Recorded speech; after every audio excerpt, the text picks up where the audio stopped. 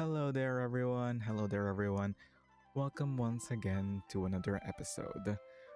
Once again, coming at you from Beyond the Void, this is 199.9 FM, the only radio station you can trust in these ever changing times. Back at it once again, episode 8 about Spring Unending version 3.4. But before all of that, hello there, everyone. Just simply introduce ourselves. Hello there, everyone. My name is ReddShifted. I am most commonly known as the Reverse 1999 Fun Facts Guy, but I also run this channel and my own personal channel over on YouTube. So, bit of a content creator, very lazy content creator, that is. But I am one of the co-hosts for this podcast, and alongside me are my two other lovely co-hosts. We have over here. What's up? Sorry, I was having coffee. Okay. Okay. This is UV. UncanonValley. I mostly do animation shorts for both YouTube and TikTok. And people probably have seen my work on offshoots already. So take it from here, Deimos. Hey, it's me, 88 Deimos. Normally I would say that, I do lore posts on Twitter and sometimes Tumblr, but hey, maybe one of these days I've been just ranting, so that's my bad. But No, it's valid. There's things to rant about. No, it's totally fine. Right now you're doing the podcast as like the main thing, and a lot of work too. That too. I love doing the podcast with you guys, of course. Why does it feel like you're forcing those words out of your mouth? Like, come on. It's not that bad. Look, we are in BC talking like almost every day if we weren't so fucking busy about work, but yeah. Yeah. It's fine. But yeah, hello. I guess. But yeah, beyond ranting, we're here to focus today once again about 3.4 Spring Unending. Our first Chinese New Year, or like not Chinese New Year, not technically in global, but like our first half anniversary patch that we will be discussing here in the Voidcast. How are we guys feeling?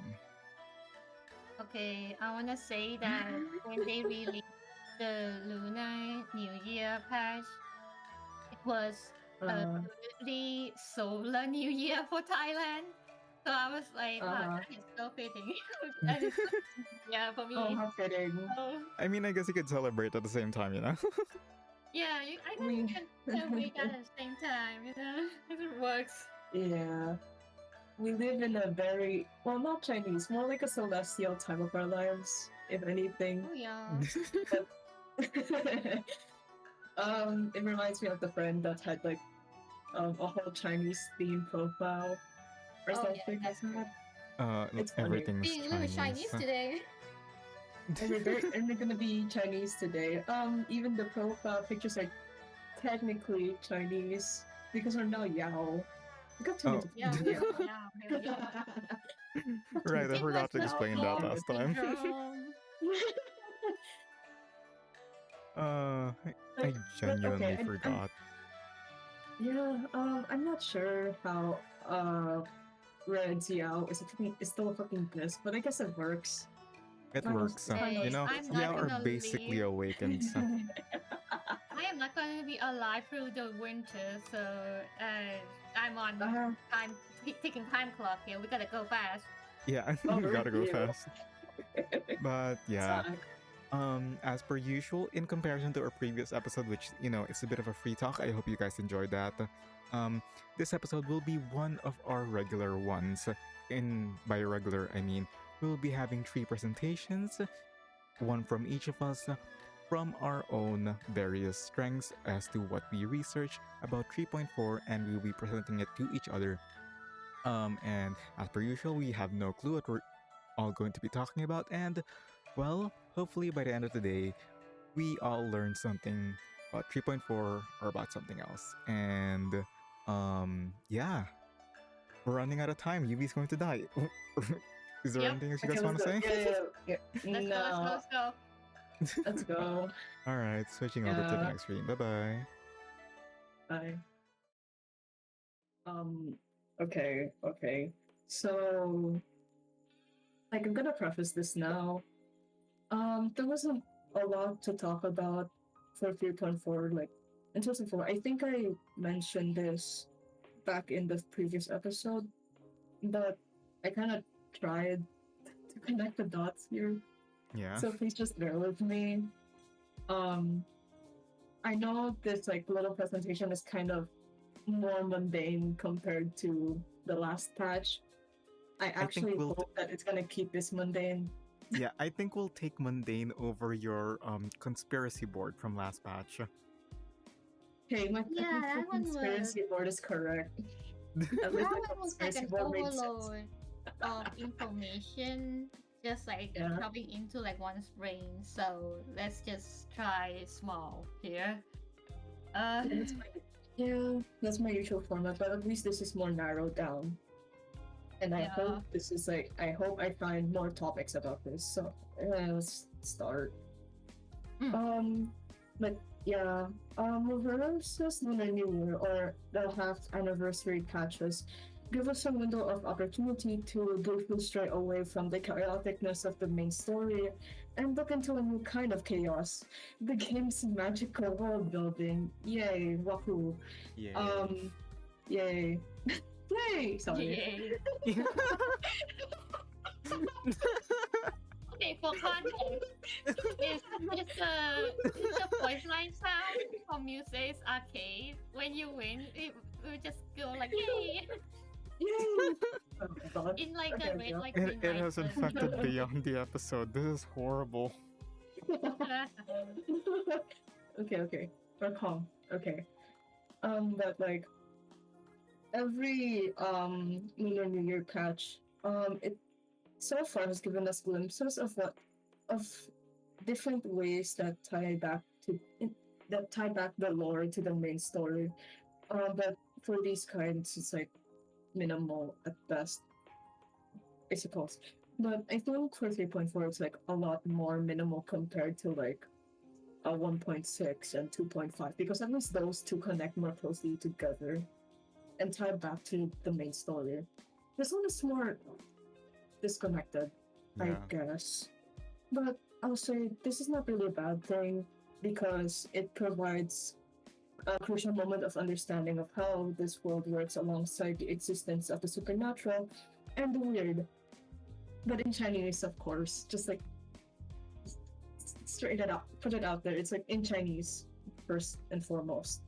Well, there's much to discuss about 3.4 in terms of lore. As I said, there are still some interesting implications as this is still a world of Arcanum and myths. So for now, I just want to briefly discuss the application of Qi and how the nature of balance aligns with the laws of Arcanum. Rip this off of the Wikipedia website, bear with me. Qi is a universal force in Chinese culture and philosophy that's defined as a continuous flow of energy that exists in all forms of life, both animate and inanimate, literally meaning air or breath.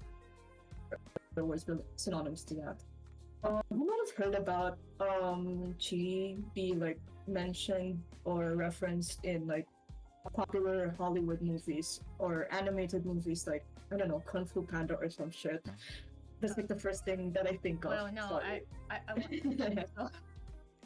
Watch Wuxia. I just grew up with him. Like, yeah. like that's my bad. But in its simplest form, it's a kind of universal energy where it emphasizes on the Chinese philosophy that takes everything as a whole and that everything is relative. The most simple patient when explaining Qi's relationship with life and humanity is the idea of the yin and yang. The yin and yang, it has a simple misconception in the Western audience, but I think that it just represents the good and the bad. But in reality, these two sides are meant to represent the opposite qualities and forms of Qi and how they balance out. where a healthy life means all forms of your chi are harmonious. So let's keep that in mind. Let's just not forget the word balance when we're talking about chi. Um, Now let's put all of these terms aside because this is she is like entirely out of my field, and we're still under Okay. 1999. I'm talking about lore. Okay, this is just important. Okay, it's basically Numa for me, you know. When I Yeah. understand cheese, Yeah. that's basically just Numa. Yeah, let's just say this is Numa. Let's just say, for sure. Chinese But- Numa. Chinese Numa. Isn't Numa like technically Greek first too? So Okay. whatever. Yeah, it's close enough. To 3.4. It's one of the few, if not the only time it has ever been applied to reverse world building. But it takes a unique shape because of the setting that it's in. Was it the Ming Dynasty? Yeah, the Ming Dynasty. Okay. Yeah. Okay. Where it's described by Paper Heron that the arcane level of the world was much stronger than the time period we're familiar with, which is the 20th century. So how exactly did she exactly manifest in 3.4 setting? So there are 4 points that I can say. I'm not really sure how to like explain them properly, so I'm just gonna like read it out loud first, and then I'll figure it out later. First of all, it applies to arcane skills. Her Paper Heron skills and immortality heavily relied on her balancing of chi and achieving the way of, I think, Taoism in her own character. It also even applies to Chang Guang's arcane skill because his arcane skill, while he is able to use chi to hold objects in the air, specifically metallic objects, he is able to also transmute small objects into light metals as well. And he needs chi to balance that out. Ah, yes, Full very Metal useful. Alchemist. Full Metal Alchemist, god damn it. But, yeah. Is this my sign to watch Full Metal Alchemist? You have not watched Full Metal Alchemist. Excuse you. Go watch. Hey. Okay, fine. Maybe after I get a break or something. Listen, Oh, I haven't also- either. It's fine. Yeah. Okay. Going back. Two, the schools of the White Horse and may all practice Taoism or Taoism, however you call it, and even the jade sword bestowed upon the head of the White Horse School is a combination of chi and is turned into a catalyst. Which is why the whole thing with Paper Heron, Master Ren, etc. happened. And also the reason why Paper Heron achieved immortality in the first place. But I'll talk about that in a bit. Three, chi flows naturally around the world in familiar forms like chi stagnation, which is like the main thing that goes on with Reed with like the wind knots, and I guess the channel beast like Huangzhou. Is that how you pronounce the name? Lonju? Yes. Yeah, I Huangzhou? think it's It's okay. We butchers pronunciation all the time. But That's fair. Yeah, don't worry, it's fine. It's fine. Channel beasts like Huangzhou, hidden seals, arrays, and the like the Maitri. And speaking of the Maitri, it also exists as Wi-Fi. I guess so Paper Heron and Master Ren can connect to the internet. terrifying thought. So yeah, Wi-Fi is now internet. Isn't it like chi is no internet? Yes, something along those lines. Do you Yeah, know geez, no how internet. like ridiculous this would be in a more modern setting? It's just everyone being goddamn connected to the internet like it's like cyberpunk. Yeah. Yeah. I mean, like, does I that feel mean like- that like TTT is a being of pure chi? I mean, look, for me, she's basically Chinese Newman. It's basically the same So- thing. It's basically the same thing. It's Chinese branded Yuma. Yeah. Yeah, I'm surprised that Numa hasn't turned into Wi-Fi yet. I'm so mad, actually. I mean, But, imagine you know, if they that's- have like Wi-Fi in Apeiron. Oh yeah. Yeah, they have mean, they Wi-Fi have in light bulbs. Apeiron, but So, like the only thing um, that you could access is like GeoGebra or MATLAB. Yeah. Mhm. I mean, to be fair, the computers kind of broke. Like, the only computers kind of broke after they got cut off from the rest of the world. That's their Right. fault. That's their skill issue. No, they just need a little bit of cleaning. Okay, Thanks, there's like Regulus, then. only like 2 people who is allowed to use that computer, and it's just 37 and 77 who like got stored. Yeah, no Yeah. one gave a fuck about Wi-Fi back then. Yeah. Yeah, true. They care too much about maths. Fuck them. Mm. I'm kidding. But yeah, then there's I guess there's the last point, which is that she also applies the practice of longevity, where 3.4 story, or specifically Poker Heron's character, centers on the thing that's called the practice of inner alchemy, which is a method that allows one to achieve longevity through the accumulation, balancing, and cultivation of the inner chi. And this is very, very important to like Paper Heron's method of longevity. And the reason why all this conflict happened in the first place, like, damn, really? Damn. Master Ren is just that impatient. The Yao are just that impatient, which is completely fair. Yeah, because like It's like when you don't get the privilege to be patient when you're dying tomorrow. Yeah. Yeah. When you are plant When you- now, though, oh, we are speed running. we're speedrunning through the process. Oh man. Why can't they at just be least- like a Yao of a tree or something? True. I think it just cheats, I guess. But in essence, yeah. You can tell that by now this is a very short segment. Because I'm already getting to the point where, okay, how does this like connect to Arcanum? Aside from the fact that we just call this Chinese Numa, you know? Chinese Arcanum. Do you think they have a Chinese Arcana? I hope no. not. Let's I let's hope not not. think about that. Let's not think. We have one Arcana, and that is enough. Dao Yeah, is Chinese, dear Timekeeper. Now Oh we my have one Arcana, and that is enough for us to not want my another God. one. We actually want like 0 Arcana, actually. Oh my god, I can't believe our Chinese ink is Arcana, I guess. Yeah. Yeah. Which Chinese oop are we talking about? That's your guess. But yeah, you were saying? That's your guess. But like from all of these certain points, like just chi altogether, you kind of just think, wow, it's kind of just like Arcanum. Chinese steel. I'm sorry. Yeah, but like, just sounds funny. what's the difference? Come on. Like, okay, the main difference, like the primary difference here is that, actually there's no difference. I'm kind of kidding. But Wait.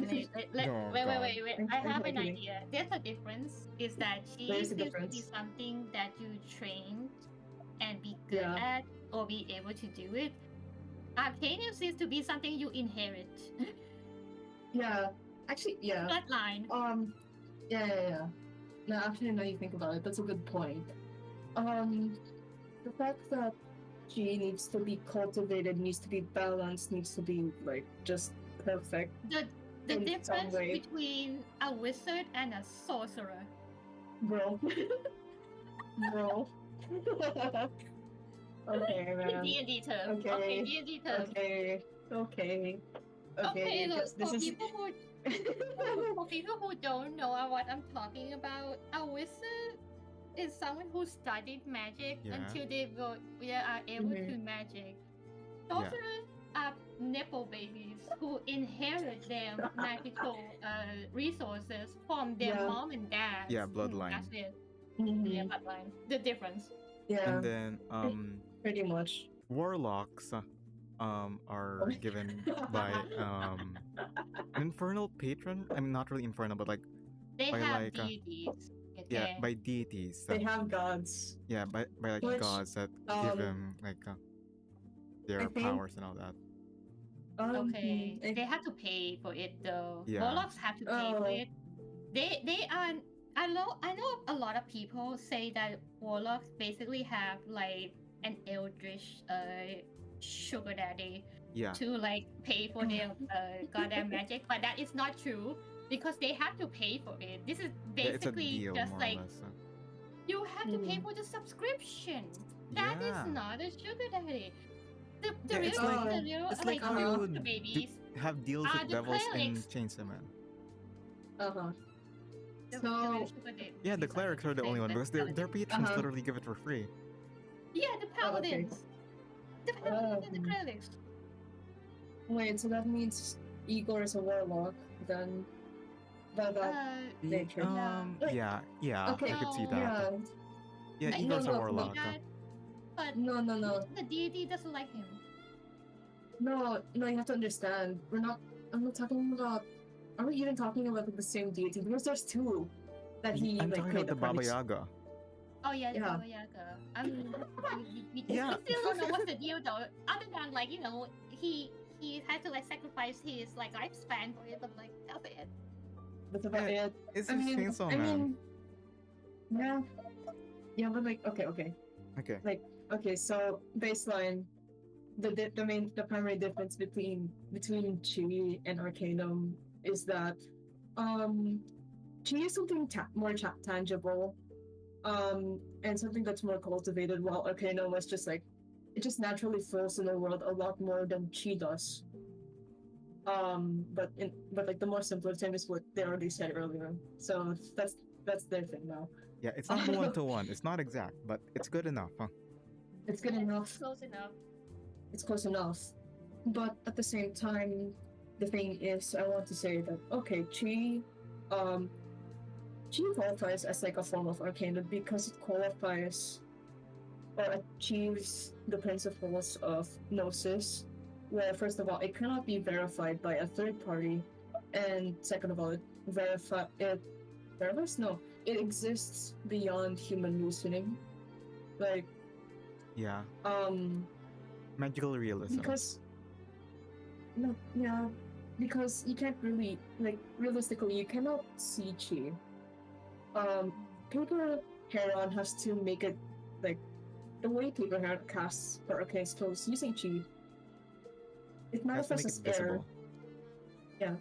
She has to make it visible. She has to make it air for it to like actually work. And I'm very interested in how that in itself connects to wind knots, but that's not really what I'm talking about right now. And of course, because she like she just exists as like a natural energy, it cannot be exactly verified by a third party, aka it cannot be verified by humans, or at least not exactly. So I mean it's not like Gnosis and logic and reasoning are that different anyway. Yeah. It's just like that. It's just two branches of knowledge that just exists because arcane is racism, but whatever. That's not the point. like, But that's not the point. I guess kind of the way that I see it is that like Arcanum is more or less like likely tied to like genetics. So for example, like barrels, foresight and all that. That's Arcanum. But the other stuff Mhm. like I would say like the learned things that you get from SPDM like Meryl learning how to be a crab. That's more so along the lines Or of Marsha Chi. learning from the order. Yeah, martial learning from Mhm. the order. It's closer to Chi in the way that it has to be not manifested, but closer to being learned. It has to be created and learned and cultivated all the same. Because that's what kind of like what arcane skills are. They're branches of the very essence of Arcanum itself. It's like a manifestation of it, and Chi like qualifies under that specification. So is it one of these factors? I guess. But now Here's the thing. The main thing about chi is again balance. It's very, very important in like, you know, Chinese philosophy that everything is relative because every like everything matters. So by that point, at that point, chi itself has to be balanced if you want to live like a healthy and ironically long life Yeah, like and whatever. internal alchemy and all that. Like the main point is you have to Mm-hmm. balance everything, and then you get a long life. Mm-hmm. And I want to say that there is a parallel. I can draw a parallel between how chi works as well as how Arcanum works because of this very specific human balance. Because despite the fact that Arcanum is chaotic by nature, it actually has a set of laws, a set of supreme laws. Well, we already have like the first one with like fate and shit, where it's like the primary supreme law of fate is that time must move forward, as an example. And I think that chi itself, like the principles of chi and how one needs to cultivate chi, it's very similar to how um Arcanum itself flows in the world and how it cannot exactly be manipulated unless you're a god or whatever. That's why um whenever that's why I can draw a parallel like this. You can the primary conflict for Chi, at least for 3.4, is the awakening of the first awakening and the planned killing of Lanzu, where you know that's not really how this works. You cannot kill what what essentially is a part of the world now, Yeah, a divine beast that has integrated itself into the world. You cannot kill something. You cannot kill something like that. Yeah, don't You need upset the to, balance of the world, yeah, actually. basically, yeah, because you know, as much as it would be funny to say that like, oh, there's a giant dragon living underneath China, that's not really the case. It's you're killing kind of like a, I would like to say a concept more than mhm. anything. You're trying to kill something that needs to exist for like nature and life to be balanced. And if you like forcibly take that thing out, it's not gonna end well. and Yeah. and with the fact that Ren and like her and like the school of May tried to manifest the array to kill Lanzu, the chi became extremely unbalanced, which forced like Paper Heron to break the last jade sword to reset the chi to balance again. And when they awakened like hundreds of years later into like 1996 or I think 2000 in it, Yeah, like storm years, yeah, 2000 storm years. yeah. 2000. Um, the it because of the fact that the arcane flow, the flow of chi in the world is significantly weaker now because everything has been balanced for such a long time. The arcane, what was it? Um, Ren's attempt at trying to do the array again didn't work, and it had to balance itself out. And because she used the powerful chi array, I think she had to. Nature said, "Okay, you have to sit this one out. You have to balance yourself out too." And then she turned into a moth. Yeah, Yeah, you know, she turned back usually. into her Yao form. She turned Yeah. back into a Yao. It's so funny. But I can draw this as like I said, it's kind of like Arcanum in that sense, where if you put context to the storm, we understand now from like 3.2 that the storm is a more like an override, yeah, an override or a reset. Not really, well, just an override in general.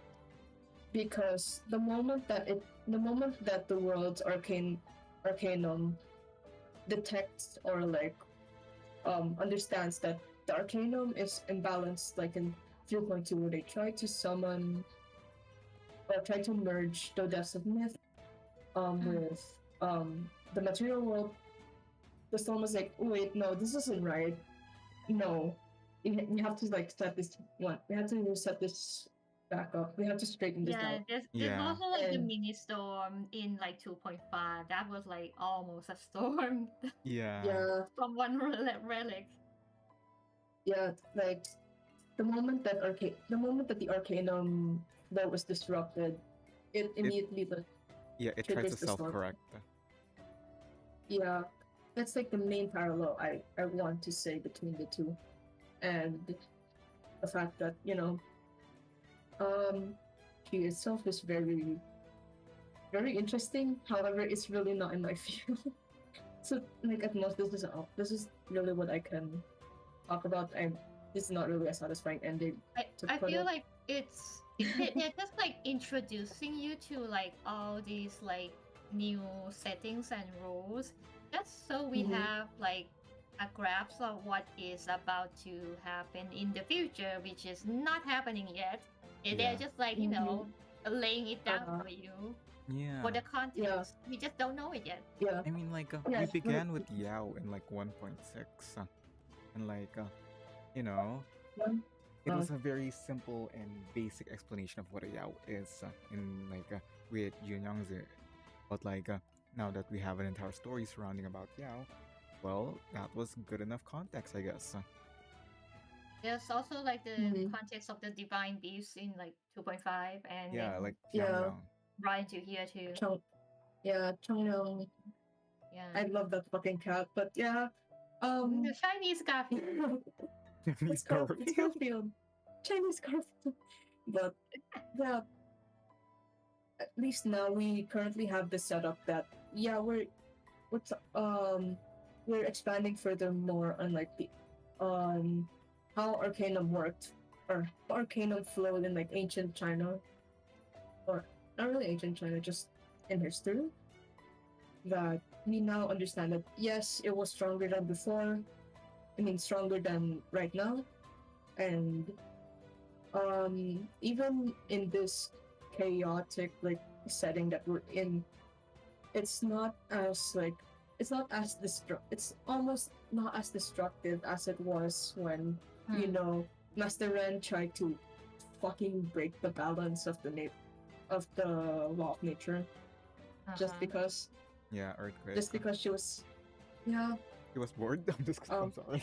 she was mad. She was Mad. sick. She was Me mad. She was killing a sick and divine tired. beast when I'm bored. She's Like- sick and tired. She is She sick just and wants tired to today. fix things, okay? Because nobody is fixing things that she thinks that needs to be fixed. And she's just like, why do you not agree with me, Master Hero? And Master Hero's like, it's not how it works. You It's will like- suffer through this generational trauma together because God wills it so. Exactly. It's like, Ren, you have a point. It's just that it's not how it works. I'm so sorry. Ren, It's- you have like good points. Actually, very good points. But we It's need so a better misguided. way for this to happen. I'm sorry, girl. The world It's- is fucked. I'm It's sorry, It's not the your world. fault. It's the world's fault. It's not your fault. It's like trying to apologize to that to some of the characters in this game because their arcane bloodlines are just fucking cursed, and that's not even their Yeah. fault. It's I feel bad, but at the same time, girl, you're fucked up. Girl, you're Yeah. fucked up. It's kind of like Beryl with like, you can't say like, oh look, she kind of a little bit like not that empathetic, but it's because of her arcane skills. Kind of just like downs her kinda a still little bit. looking. Yeah, She's kinda still downs looking, but her. that's her fault. Yeah. Yeah, It's also like kind of like saying it's kind of like it's over. It's like you kind of feel bad if she's kind of losing her shit right now, but that's not Yeah, really her the fault. That's her arcane skill is family's.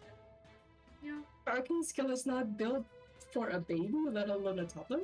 So it's not her fault. Yeah. So I mean, look at what happened to Trista. Yeah, I don't think it's good for toddlers.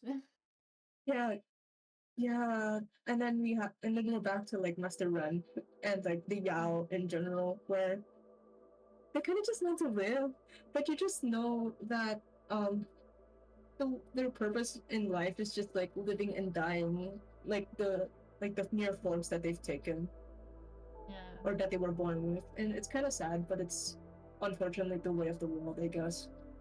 And even now, with Chi itself, even when they tried to use Chi to try to prolong their lives, like Master Ren managed to do so, it eventually just like kind of bites them in the ass anyway.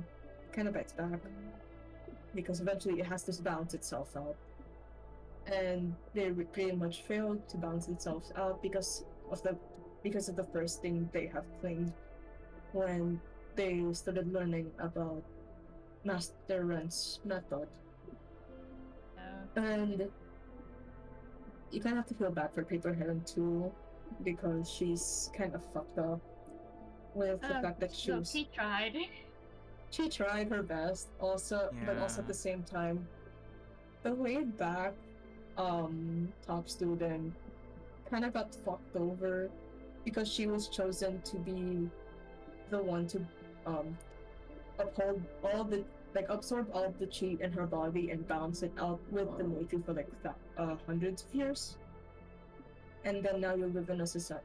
Now you live in a world where it's kind of the same but not really, because you're living in a time where you should have died by then. It's kind of fucked. Yeah. Yeah, not to mention how losing all your senses. Yeah, that makes sense. Yeah, that makes sense. It's like, yeah, she does that to you. Yeah, She kind of does that to you. Yeah. The real Chi were the friends we made along the way.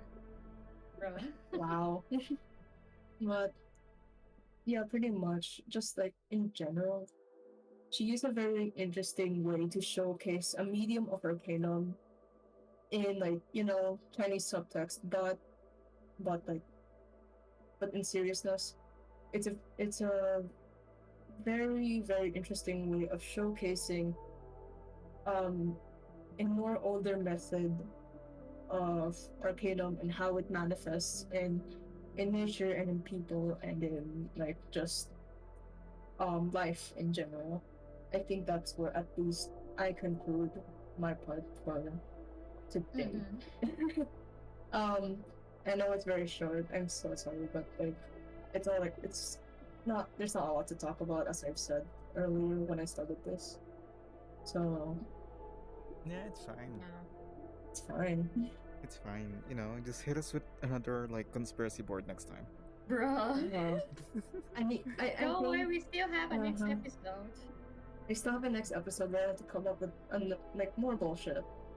This is not More bullshit, bullshit. but I'm gonna just Don't worry about it. More bullshit. uh-huh. Not yeah.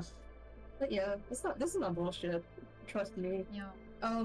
I just had to like kind of reword this a bit. Just reword everything. But yeah, I hope it made sense. Yeah, it does. Okay, great. All right then.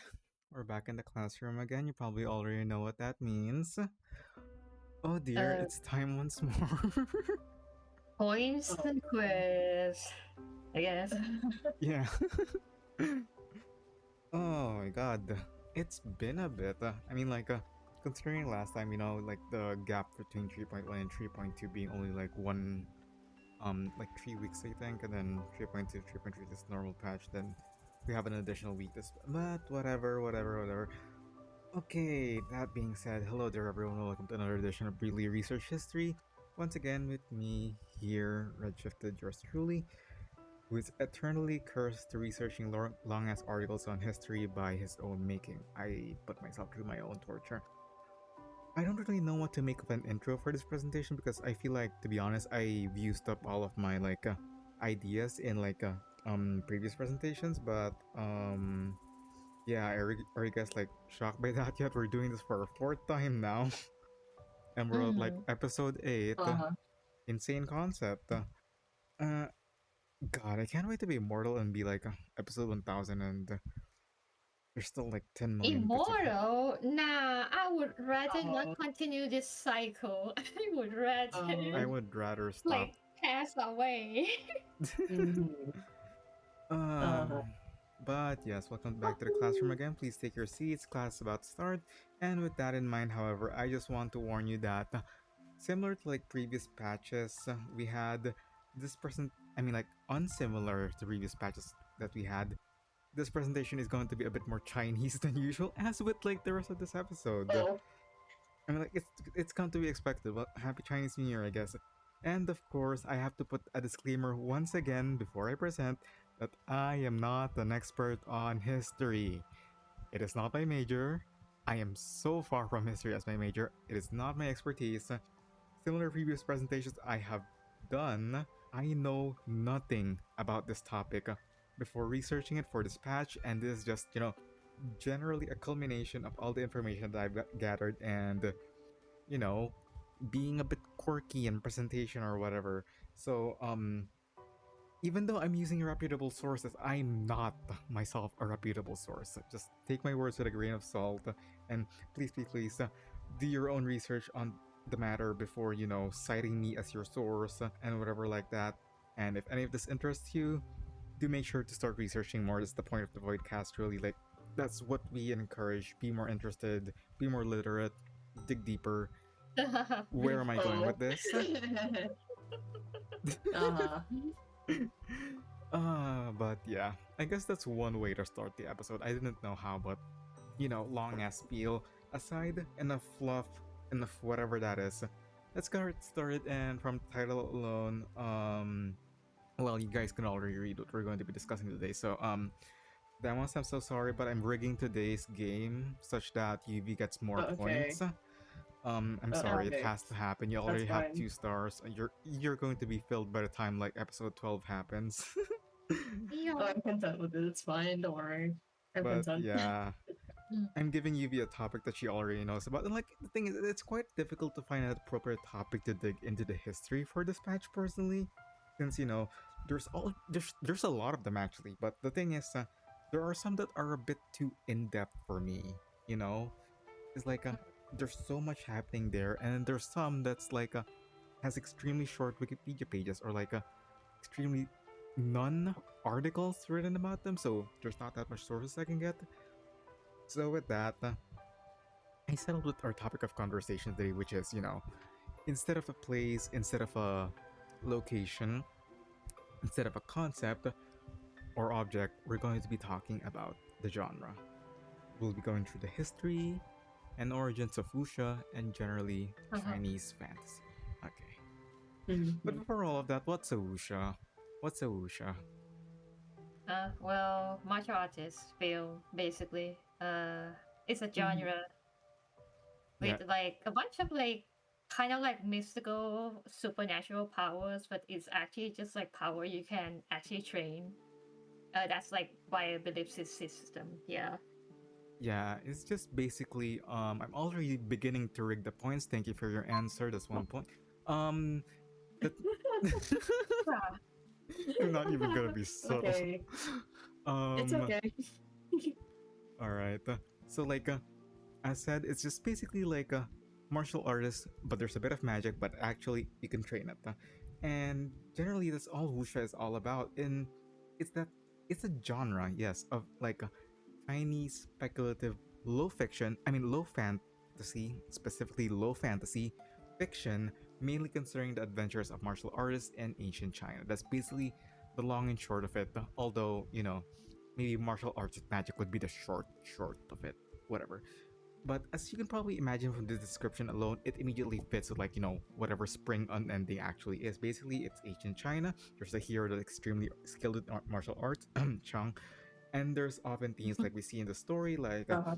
betrayals, conflict against schools and factions or whatever, and you have loyalties, you have, of course, the certain code of conduct that the hero goes through and follows, upholding justice, fighting injustice, and like regardless of social status or whatever.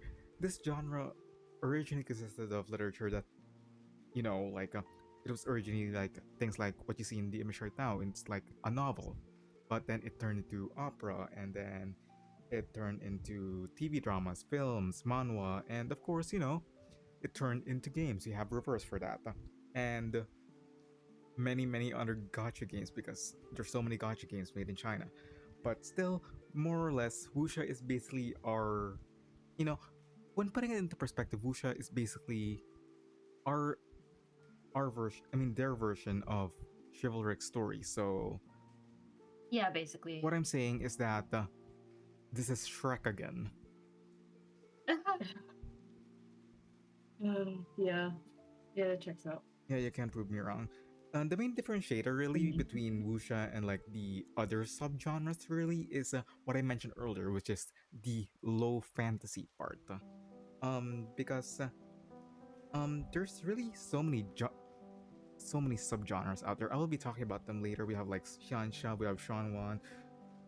I know I'm rushing through these things because I'm scared that I'm going to mispronounce them, and then I end up mispronouncing them even more. But like, I'm sorry. But yeah, there are some that like focus so much more on the fantasy part, and there are some that blend that fantasy with other kinds of Western fantasy and even like sci-fi at times. We'll be discussing them later, but really at the heart of wuxia is this really your regular ancient China martial arts story that you would imagine, but with a little bit of magic. The magic is often so well integrated into the story that, it's basically commonplace. Think magical realism in 2.6, like magical realism in the way that magic is already embedded into the world, that it's become commonplace, it's become normal. It's more or less that. I'm mentioning that since I'm basically going through this one book and it's been great, but just give me this. But basically, it fits the most with the setting of reverse, because that's really what the game's main genre generally is. Aside from alt history, time travel, it's magical realism. Same way, there are elements like immortality, like the Yao, Shung's leaf blades, Master Ren's paintbrush, the Jade Source, everything, all of those magical items that are generally accepted as commonplace, and the rest of the world just continues as is. Once again, low fantasy. I think that's more or less a good enough like introduction about the genre here on the screen right now. And like as I said, one of the examples is the image over here, which is The Legend of the Condor Heroes by Jin Yong. It's a pretty popular wuxia from 1957 that has been adapted time and time again over the years. And as far as you can tell, there's quite a lot of history that comes with this genre. And I hope to be discussing that history today because the wuxia genre has existed for quite a long time already. Much longer than you would expect. The question is, how long do you actually think, or do you actually expect it? And for the first time, I'm bringing this back. Oh my god, I love torturing you all with questions. It feels good. Elements of wuxia are taken from stories that are extremely old, as previously mentioned. About what time period did these stories originate? We have A, 400 to 200 BCE, 0 to B, 0 to 400 CE, C, 600 to 800 CE, or D, somewhere around 1000 CE, the first millennium. What kind of wuxia are we talking about? We're talking about like the genre in like. I'm not talking about the genre. In general? I'm not talking about when the genre was coined. I'm talking about like even proto wuxia stories, elements. Like elements of wuxia stories that have existed. Lord.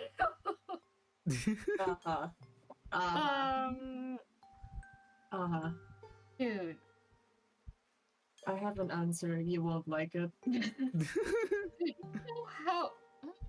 I gave you guys a random set of numbers and I'm having you guess over it. Oh my god, I miss question time. God. I mean, I have an answer ready. I'm actually hoping that I'm wrong this time. I need to give a point to you. Do you guys still remember like how to answer and stuff, right? Yep. Yeah. How are you doing, Evie? Dude, you know how fucking long that shit is? Dude. I mean, like a long time. Okay, yeah, sure. I have an answer, but like technically, I can think of like from the top of my head, like some of the elements from like, oh wow, that's really a long time ago. When. Wait, did you live through those times? No, I'm not that old. No. That's pow. I'm sorry. I am not that old, man. No, the way that you just said it, Uh-huh. the way that you just said it is like, wait, that one's really old in my memory. Yeah, it is. Like, no, as someone who also studied history, yes, I know what kind of elements of Wuxia like can go, like how far it can go. It's really far. Yeah. All right, are you both ready? Yeah. All Yeah, right, yeah.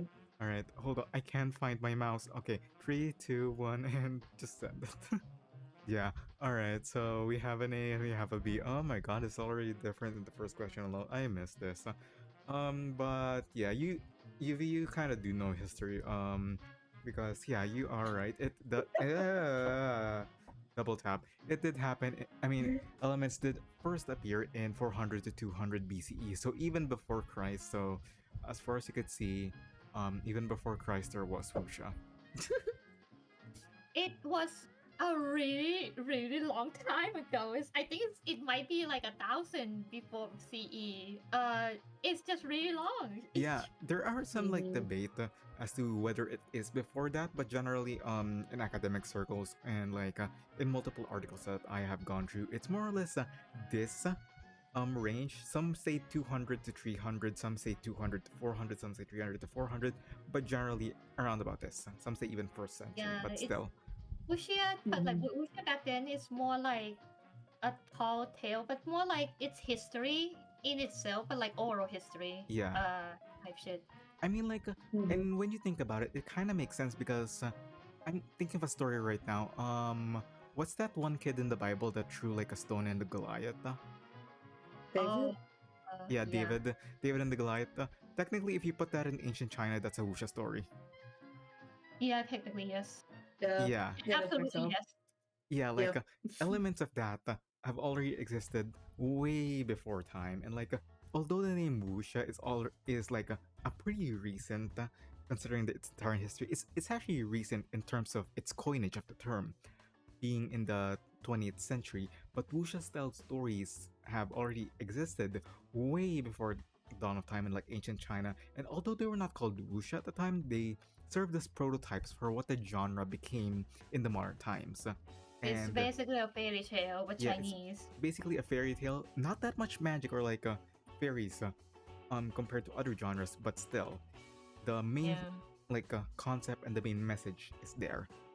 And like in the image that I'm showing you right now, Hero, it's a 200. I mean, what the fuck do I say? 202, 2002 wuxia film. You know, with starring Jet Li that won multiple awards worldwide. It's actually a retelling of a millennia old story and one of the oldest wuxia stories that is actually around. So that's that. And as said, Mhm. it didn't have the term wuxia before, but it still featured heroes like swordsman or assassin in the form of other terms like yusha or xiake. But the thing is, those are a lot of terms to go through, so let's slow down things a bit. I'm not good at pronouncing Chinese, nor am I good at remembering all of those words, unfortunately. So let's get into some etymology first. And etymology is also one more thing that I lack the qualifications to talk about, but I will anyway. Oh, and where's my ding? Where's my ding? Hold on, let me just. Where's my cursor? I keep losing it. I swear to God. There we go. I'm never gonna forget the thing. Uh-huh. But like generally, the word wuxia is split into two parts, which is wu and sha. Surprising, I know. I mean, breathtaking stuff For here in the here. Yeah, Voidcast. that's Actually it. insane. Uh-huh. Wu is very simple. It just means martial or like military or armed. This is exactly the same type of Wu that is in the martial art wushu. It's a bit popular here in Southeast Asia, but Shu being a word for art, so Wu, martial arts, Shu, martial arts, wushu. No. And Sha is a little bit more interesting in the meanwhile because Sha generally means, like chivalry or vigilante or hero. Basically, Sha is a word that is used to describe someone like a knight, someone with a code of honor or moral rules. This Mm. code is also, I mean, this code of honor, also called Sha, not to differentiate, but like it is generally composed of like the usual very honorable things like kindness, benevolence, justice, courage, disregard over status, and fighting for what's right. The general chivalric things. As I said, this is their equivalent for knights at the time. So together, Wu and Sha create form the word that just means martial hero. It's not that hard to envision why Shang Haguang, perfectly slots into this archetype because, some people call him John Wuxia because he kinda is. I don't He blame. kind of is, but he's more than that. But Yeah, we'll talk about that later. It's He's more than okay. that, definitely, but like, God, he slots into the archetype. Yeah, he's such a John Wuxia guy. Yeah, but I like, mean, at least he's got a bit of character. yeah, Just a Yeah. bit. he's got quite a bit. I mean, like, I haven't gone through his character story either, so like, that's for next episode. Woo! Wahoo. But yeah, why am I telling you all of this really? Because we're going to be going through the other genres later. And as I previously said, and as much as like Shang appears to be Mr. John Wuxia, I feel like the tropes and the definition of the other subgenres, Paper Heron is kind of also a product of her own different subgenre, which is slightly different from Wuxia, which we'll be discussing later. But it's back once more. Originally a subgenre of wuxia before branching out into its own, xianxia, different genre, is a genre most characterized by A. Sense of wandering, exploration, and journeys. B. Inspiration from Chinese mythology and philosophies. C. Depressing stories stemming from breaking the code, the moral code of conduct. D. Sci-fi aspects including but not limited to time travel. And E. Combination of prehistoric and modern settings. I remember this. It's very specific. Shit. I do remember this. It's like very specific. It's definitely more like Chico, but I can't remember which fucking direction of magical it is. They're all magical, UV. I was like, wait, I Yeah. remember it being a lot about magical stuff, but like which direction? They're all Which magical. They're direction? all Chinese It's- fantasy. I was It's like, all yeah, they're all Chinese. Chinese. I was like, damn. I told you Which- we're gonna be exceedingly Chinese today. I'm like, which Uh, direction of it? Okay, yeah, I can guess because of how many of like the films I watched in the past that is like technically in this genre. Probably it's technically is the animated film genre, but yeah. I mean, how about you, Deimos? How familiar are all of these to you? I have no fucking clue, actually. Like, you can tell I have not said anything because I actually don't know what these are. And yeah, Oh, that's wonderful. I I mean, think- like, at least you're learning something new today. yeah, I'm Yeah. being actively introduced to the genres even. Yeah. So I mean, Yeah, that's well, great. I also had to introduce Okay. myself to the genres as well. So like it's like a bit of a low drop, but my hometown where I'm from is where most of Chinese immigrants live in and like moved into Thailand from like the sea. So mostly they move in from like when the war happened and they have to like migrate from the big land China to like other places where there is no war. So that's Yeah. why a lot of ancestors in my hometown are Chinese. It's basically like so many people are like actually like bloodline Chinese. But most would not call themselves Chinese. Most would just say they are Thai. it's a very Chinese type of Yeah. vibes, you read. I mean, like, does it Yeah. give out Chinatown vibes? No, not quite, because it's very Thai and it's very easy to be Thai. That's surprising, honestly, because like for us, there's like very very clearly a Chinatown district in our Yeah. place, and it's great. I've been to Chinatown before; it's amazing. Yeah, there's like I haven't some been there in a pockets long are like time. Chinatown, but most of the time it's more like a China business that is from like a China family. than it is like Chinatown, because we don't really like have to feel like we have to like put it only in one place, because there's like no rules to like have like one place being one culture. That's kind of doesn't make Yeah. sense in Thailand.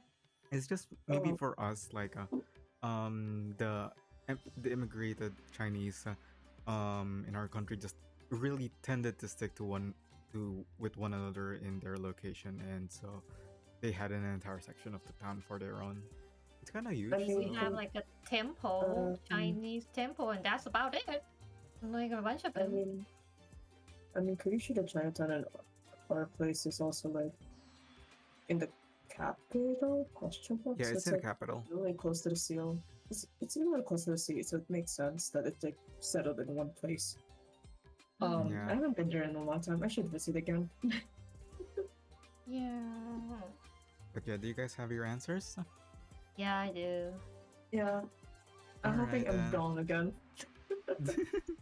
All right. You just 3, give me more points. 2, 1, and send it. All right. These pressing stories, Deimos, you and your ex. Demos. Yeah. Demos was It's like, 3.4 depressing for you. No. Well, yes, but no. It kind of is depressing though. It kind of is. I mean, like, you know, with Mayfly and all Depressing in that. hindsight. In hindsight. With Mayfly, yeah. Depressing in hindsight. It is depressing. But yeah. All right. It Yep. is Oh, letter B. goats. With a heavier like reliance on Chinese mythology and also philosophies. More specifically, I'm referring to philosophies like Buddhism, Confucianism, folk religion, and also, but not limited to, you know, paper herons, Taoism, and Taoism, which are some of the primary bases for heron and, you know, longevity and inner alchemy.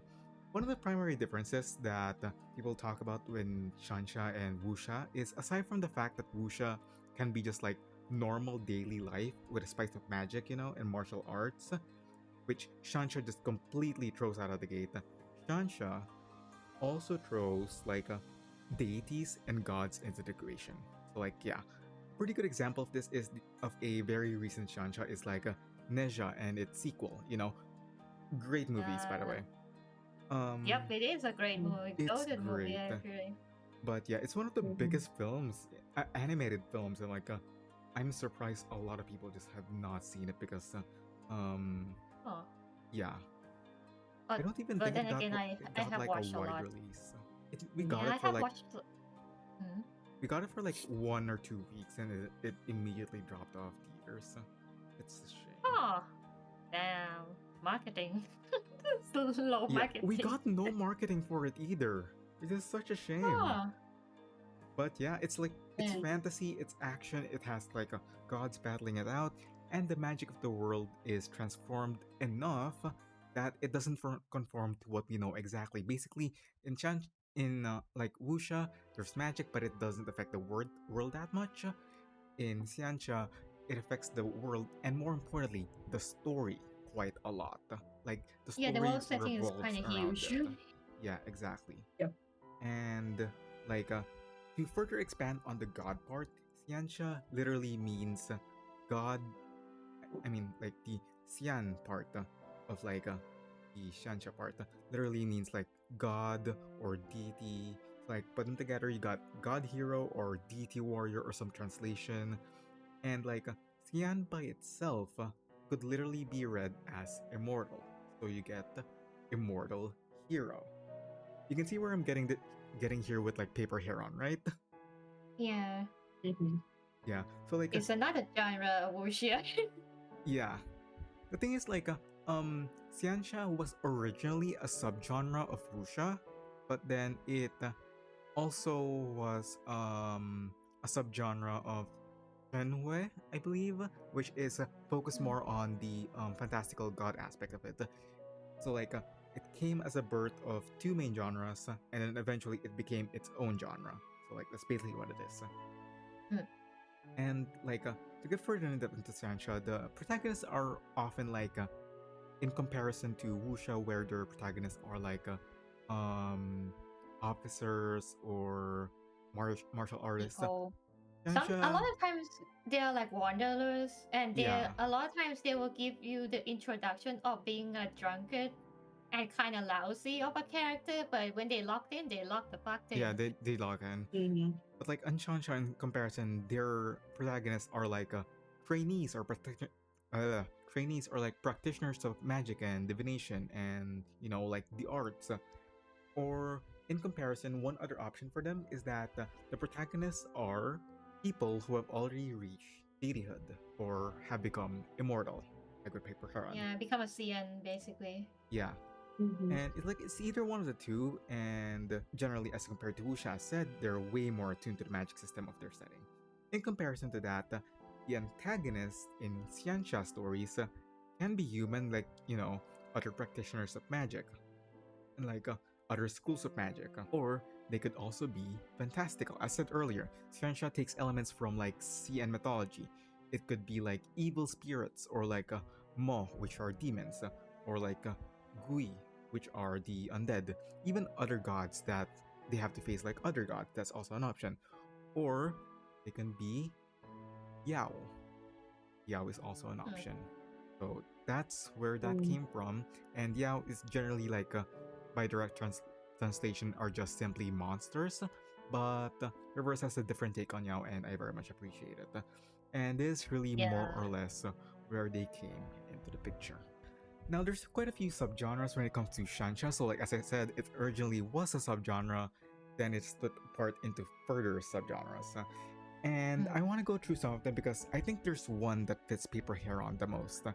Firstly, there's classical Shansha, and it's more or less what you would expect, what I've been talking about, like gods fighting other gods, humans against demons in a war, or stories about how mythological creatures came to be. And that's all under classical. Like, once again, Neja is under this, as well as like other popular Chinese media like Sun Wukong or like Journey to the West, things like that. Just like classical stuff. Meanwhile, fantasy Shansha is how do I describe this? It's a little different in that the main focus is the relationship between gods or like deities and humans, mortals and immortal. Although not all of them are, but like quite a number of them are primarily love stories. You know, All the because time too. yeah, It's mm, always the Mm. mortal and immortal, yeah, like exactly, love and like situation stuff, focusing on forbidden love the forbidden between love. yeah. Sometimes there's Mm-hmm. also god ex demon, but like go Yeah, slay. it does happen. Basically, just Mm. imagine those manhwas where like the deity falls in love with their only follower or something like that. I'm like, oh, and like oh, even against the power of the heavens, I will fight for you in our love, or something like that. That's a great impression, by the way. It's most likely Yep. under fantasy Shansha. And then, as far as you can see, there are like some elements of Spring Unending and Paper Heron story that could fit in classical and maybe fantasy Shansha. And like, yeah. In classical, of course, we have the conflicts between Liao and Master Ren being a pretty classical antagonist, all things considered. Meanwhile, there's also like some analysis that could be made with like the relationship between Heron and Mayfly as immortal and mortal platonically, and it lands a bit closer to fantasy Shansha, even though it's still platonic. But once I explain cultivation Shansha, I think it's pretty clear where Spring Unending, at least for me, lands. And for Hmm. that, oh boy, there's this image again. Mm-hmm. I forgot I put this here. I had this like a while back for one of my fun facts, and I still do not understand it. I did not understand it by then. I do not understand it now. Cultivation is a subgenre of Xianxia that takes into account further Chinese philosophies, but most importantly, it takes into account Taoism and the principles of inner alchemy, which is exactly what Huron practices. And there we have it. The main point of cultivation is exactly in the name itself, to cultivate, cultivation. For lack of the better word, this subgenre is more or less focused on immortality and the steps on how to achieve it, which is, the point of Spring Unending and like Ren's school and all that. The method by which they achieve immortality is more or less like the same with the story, which is, to manipulate, control, and refine the chi in their inside. I mean, in their insides. That's why it's called inner alchemy, through like meditation and whatnot, and to, of course, accelerate the status of their spirit and everything like that. It's a bit of a subversion with the usual like cultivation shansha in the way that the protagonist is not someone training to be like immortal, but is already immortal, overseeing the practice of other people who want to be immortal. I'm saying immortal a lot, but like practicing schools that attempt to teach or share that blessings of immortality does sometimes appear in the cultivation shansha. But like do you guys ever like think of those like isekai anime where it's like, I'm saying like a lot, but like they level up and stuff like that? Yeah, There's I a mean level that's up like season.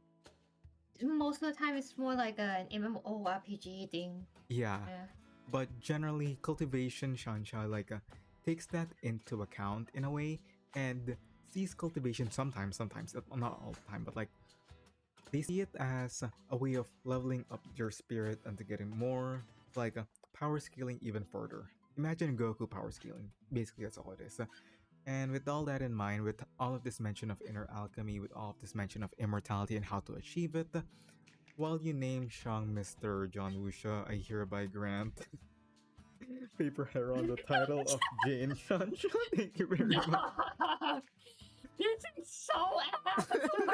Dude, this is so fucking ass. Bruh, the blue and the pink is not making it any better. Look, the fact that these two are having the color of like the lesbian flag and the gay flag is not making it any better. I wish I used like Shang's I2 because it has a better like color scheme for like the gay flag. Look, yeah, he had the green too. He had the green, he had the white, he had the blue. Like, yeah, that's the gay flag. Yeah, my man's gay as shit. My gay. Bro. Oh my god. This Okay. is shit. This is like, oh man. Okay. Now, of course, as with all media, Eastern, Western, wherever it may be, like whatever, fantasy can have a lot of overlap in terms of the genres and all that, and that's completely fine. As I said before, like Shansha is originally a subgenre of like they aren't complete representation of their genres and all, but nonetheless, I just want to appreciate the way the story was told in like two different genres that like come together in a cohesive but enjoyable narrative. You know, Shang is not completely wuxia; he has some elements to him, and like Paper Heron has her own elements to her as well beyond like the genre. So that's something to be think of. But anyway, shout out bisexuals. Shout out to bisexual. You get both. Yeah. But like as I said earlier, Jane Shansha, as it is written in my script right now, takes elements of some parts of or subgenres of Shansha, not just cultivation, and at times it feels more fitting for like people like Mayfly or even Ren to be representative of cultivation, and then like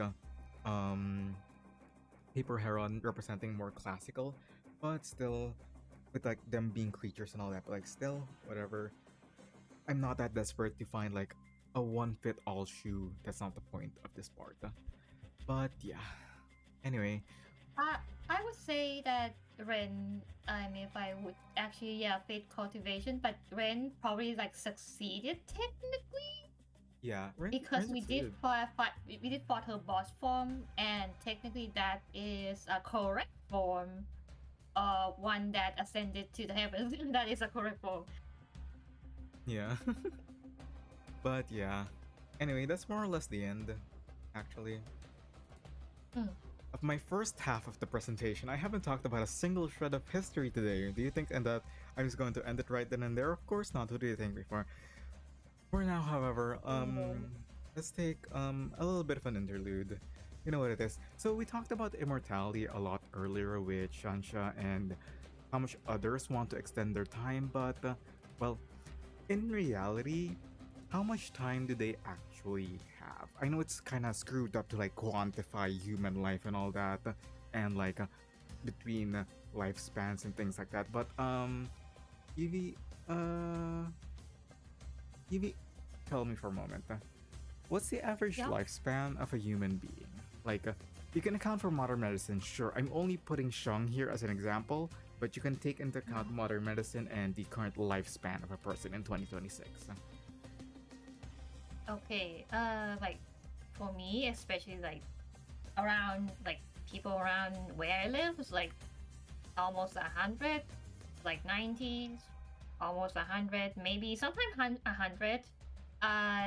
People live really long, long lives where I live. So Okay, yeah, just UV I don't know what's casually the average. flexing good healthcare. It Real. is not good health thing because the government is kind of ass. Oh, so basically, you're flexing that you're being surrounded by rich people instead. Oh. No, not that. That is also not the case. I don't know why people live that long. Actually, Yeah. But Yeah. yeah, I mean, like there are some people that reach like 90, 100, sometimes even more 110 and all that stuff.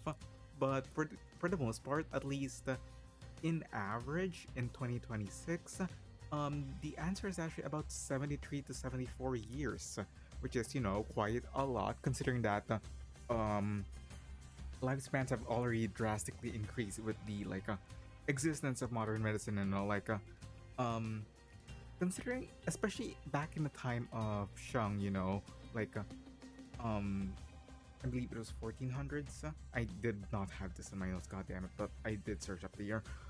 Anyway, like especially in the time of Shang where there's like a very traditional medicine and archaic knowledge of what healthcare actually is.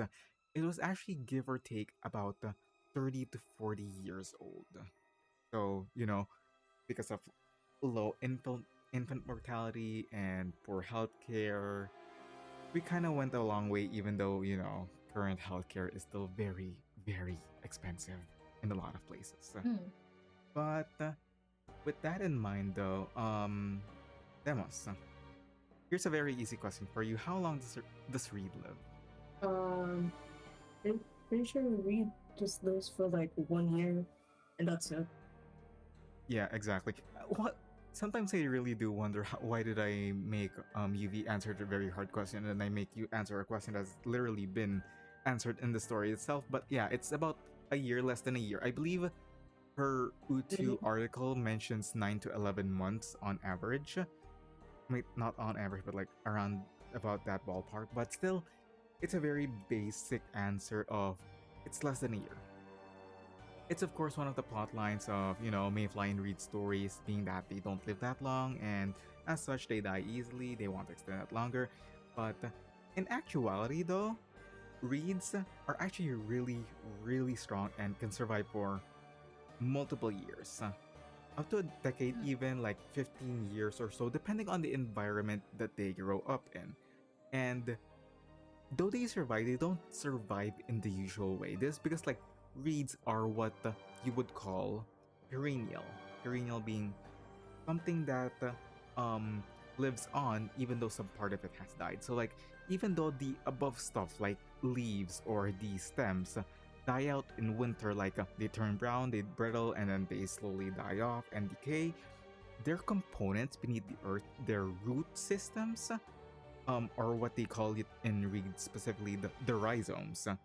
Those like components of them stay much longer and like they sprout again next spring, just like Reed, you know. He dies off in the winter, but she sprouts next spring, just like the roots of actual reeds. So it leaves me with her, but her essence comes back the next year, and though it's not exactly her, it's still somewhat the same. So, with that in mind, if reeds have a year more or less to live, not counting their perennial parts, how does that compare to other creatures?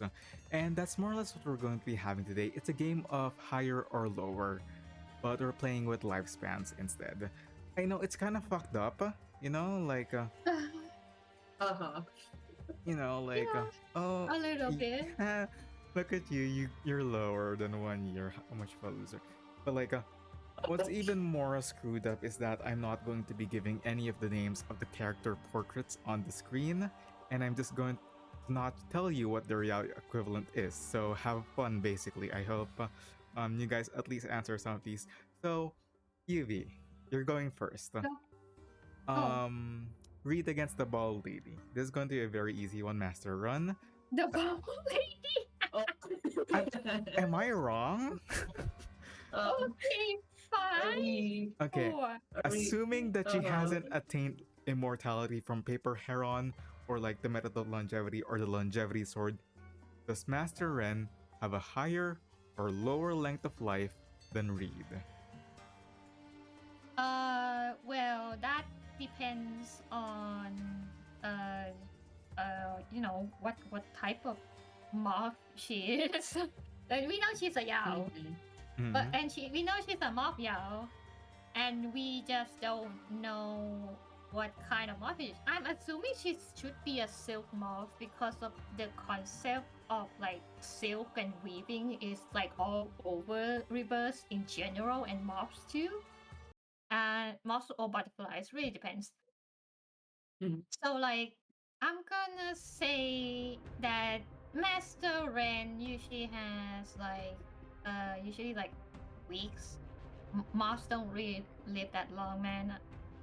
Like they probably live like weeks, maybe silk moths, I'm not sure. But I know that silk moths they took like about 2 weeks to like hatch and then use for like silk and stuff. Yeah. So yeah, I don't think Master Ren lives that long. So your answer is lower then? Lower, probably. Okay. And with that, she actually lives like about give or take 500 years. I'm just kidding. Of course it's going to be lower because, as you said, moths don't really live that long. And the reference I use for this is fluffy moths, but also at the same time I also check silk moths, and they're more or less about the same, which is they have an extremely low lifespan. Of course, it depends on the species, but generally, from the consensus, a lot of the time that moths spend, a lot of the time in their lifespan that moths spend, they spend as a caterpillar. But even if they did, the time that they spend as actual moths only exists for like about 1 to 2 weeks. So you actually got it in the ballpark. And for the rest of the time, it's just like a few months they spend as a caterpillar. But still, all the same, it doesn't extend to 1 year. So, um, you know, the actual horrific part that I researched about this is that apparently some moths, when they mature from being caterpillars, they don't have mouths. Or like they don't have systems to digest, I mean like take in food and digest it. So when they turn from caterpillars to moths, they can no longer eat after metamorphizing, and of course, they can only rely on their internal energy storage they previously had when they were caterpillars. Uh-huh. Oh wow, you were born to suffer. Jesus Christ, Yeah. Ren. And like that energy storage is basically like their ticking time bomb, and they have to find a way to mate and spread their genes before that runs out. Oh wow, that's Yeah. I Anyway, did not know that fact about silk moths. The only thing I know about them is that, well, besides the silk part, is that they're delicious. Oh, that's wonderful. Hey, look, technically, Oh. Master Ren species is like a high tier delicacy in Thailand. Okay, Okay. Oh, I mean, like, it's a I'm- great snack actually. I'm going to be honest, I'm sure that Master Run is a great snack has been already said within the fandom. That is true. I hope so. Because I don't think anyone in the Voidcast would say it, but I think the whole fandom would. Maybe not the Someone in whole the fandom fandom, would. but someone absolutely would. But Yeah. yeah. Anyway, I have surprisingly a lot of oomphs. I think you guys know them as well, who are into moths and butterflies. Like, if you're listening to right now, you know who you are. So, if I'm wrong, please feel free to tell me. Y'all know who they are. But Mhm. anyway, in addition to that, each of the right answers here only nets a half point. By the way, we have a lot of them to list over here, so I just wanna put that out there so that equality of points. Nonetheless, Demos, this lady, Mm. you remember her? Higher or lower? Isn't she a bird? Wait, Wait, isn't she a bird? what kind of bird she is? A sparrow, I think. Sparrow. Do they live long? Do they live long? I don't think they Um, live that long, but but I'm not sure. not Like long, depends on but like not okay. Well, not yeah. long, not longer than Reed. At least because those are birds. They're not moths either, so probably higher. Higher. All right. So your answer is Yes. higher, and very much obviously, it's easy because you're comparing it against 1 year, and like a majority Yeah. of animals really Mm. do live longer than 1 year. I did not. I don't have like her exact species listed, but of course it's a bird. Bird species are not exactly like. I mean, they're rather short, of course, in comparison to human lifespans, but of course they're going to live longer than a year, and I think that's pretty safe to say. So half a point to you, and UV back to you. Oh. Shit, I can't remember which species she is. Exactly. Oh wait, Is she like a spirit or a squirrel or? Is she a no. squirrel? I know one of them was a badger. Well, That's a badger. one. No, not her. Another one. Just I'm trying to remember which one she was. Which animal she was. I'm gonna, I mean, like it with Reed is 1 year, so I'm gonna guess that it's a lot higher than Reed. Okay, you're assuming it's a lot higher then. All right, well, Yeah. I mean, like it's very much easy. She is a hedgehog, and as such, Yeah. similar to other animals that have four legs, mammals, and way larger than moths and whatever. They have single digit lifespans, but definitely way more than a year as compared to Reed. All right, Demos, this guy. Wait. Oh, wait, I remember this guy. I remember this guy too. I'm just trying to remember which plant he was. I think he's the edible one, wasn't he? He was the bamboo shoot or something. Maybe. I don't think it's like he's a bamboo shoot. Maybe like a taro. Maybe. Trying to think. It's actually kind of funny thinking about it now that there's only like a 2 full live 2D model Yaos, or like 3 if you're counting Reed, I guess. It is a yao though. Yeah, That's the 3. thing. Okay. I remember he's like a root plant, like the edible roots kind of plant, like carrots and stuff, or like potatoes. Yeah. I cannot remember which one it is. Maybe higher. Yeah. Maybe. All right. UV already mentioned it, but he is a root plant. I'm going to confirm that. That being said, though, similar to Reed, he is perennial, but we will be considering like his foliage of the actual thing on top rather than the ones at the bottom. Oh. Okay. Mm-hmm. All right. What's your answer again? Higher. Higher. All right. Hold on, I lost my notes for a moment. So once again, this guy is a plant yao, similar to Reed, but instead of being a Reed, he is a yam. So Oh. yam. Oh yeah. So Yeah, he's a that- yam plant, and generally yam tubers last only up to 6 months in storage before Oh. spoiling. Oh. So Oh. yeah, unfortunately, it is not higher, but as I said before, yam is also perennial. Like, even if you harvest like the thing on top, or even if the top thing dies, the things at the bottom die, which means they can grow with roots and all that.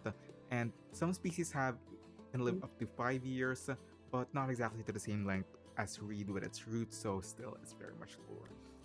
That is very much unfortunate, but we continue on anyway. It's just a half point. UV, how are you doing? This guy. Yeah. Wait. Is this? I'm trying to think. Like, is this the butterfly? Maybe. Is this the butterfly one? Is this the fish butterfly? Me thinking, heck. I mean, they don't live that long. The lie. I'm hoping this is the butterfly. Assuming the sign. Yeah. Probably lower than reed. That's like 1 year. All right, that's very easy. I mean, it is butterfly. Like, I was wondering whether to put here badger or the butterfly, but the thing is, they both have very obvious signs. But I found butterflies less obvious. But yeah, this butterfly is similar to Master Run being a moth. It really does depend on the butterfly species, but they do spend most of their time as caterpillars and only very few weeks as butterflies to find a mate and reproduce. So very similar to moths, about a few weeks or so, way less than 1 year. Alright, Deimos, this is my most cruel one. I am very, very sorry for this. I just want to say in advance. Okay. Lower or higher? Oh, the fuck? Wait. I'm like looking at it like, what is that? A cockroach? It's a bit cruel bringing Wuxia, this to you when I'm not giving out any of the names. But this is an enemy you fight. I think you're familiar with it. With like stage 16, I want to say, and then also stage 11. Just like a few stages I remember. I'm just trying to remember which one is this. Because yeah, this is a bug. I'm trying to remember which one. So it looks like a grasshopper or I mean, she could be like a catfish, but we don't know. Definitely an insect, just not sure which one. I'm really trying my best to remember right now, if anything. Do insects really live that long though? No, not really. I mean, I don't think so. I don't know about insects that live that long. Maybe there's some. I mean, cockroaches live that long, but I think they're an edge case. They'll just be damned, I swear to God. I hate them. I just found like one earlier, but still. What's your guess? This looks like a grasshopper, so I'm just gonna make a guess. Yeah. Right. So grasshoppers have like I am trying really hard to remember because I haven't seen grasshoppers in a while. Yeah, the Earth's dying, unfortunately. Yeah, true. The Earth's dying. Probably like lower or like on par. Lower? That's all right. my guess. I'll take lower. All right. First of all, to answer your question, this is what you would call a katydid, or at least that's what the name and the description suggests. But basically, they made a gijinka. They made a gijinka of a katydid, and katydids are long-horned grasshoppers. You actually got it completely right. Or they also call them bush crickets. And generally, they have more or less the same lifespan as reeds. You actually got it completely right. But even still, I would have also taken the answer of lower because they're similar to reeds in the way that they they get born in spring and then die off in winter. The thing is, they die off a little earlier than winter in the way that they die a little bit in the late autumn rather than in actual winter. So they do that, and in the next spring, however, they more or less get born and sprout at the same time. So they're a bit shorter, but you actually got it correctly. Honestly, I'm giving you full points for that one. since you said that it's more or less the same. I'll take that. Mhm. And anyway, I actually ran out of yaos for this section. Which is kind of a bit awkward. There's not that much, so instead of yaos, just we're going to be comparing character ages since that's always a point of contention in this game. Oh. Yuvi, you're going first. Huh? Between It your has Malay and nothing Ezio to do Editore with Differenze, who's 3.4. older? Who's older? This is not 3.4. Hey. Which I'm just having fun, okay? Hey. okay, but like which part of like Assassin's Creed though? Like The one that we What- have. oh, the one So, that we have. The one that we have Oh, that according was to like yeah, oh, according to the Utu but articles. Bro wasn't even like married yet. Yeah, he hasn't married yet. He marries really late, like into the third game. Really, Mhm. really late. What was Yamola's age? I forgot. Hey, I don't like look into like that much of like character ages. Oh, and Deimos, I forgot. No, To, there's a yeah, that's your ding, Deimos. okay. And you're like, it was mentioned in the trail though. That's the thing. It was mentioned in a trail. Yeah, That's I it. remember there's like an entire like criminal files for all of the 12. But I cannot remember what was the number. What the number was. I'm gonna assume that SEO is like younger.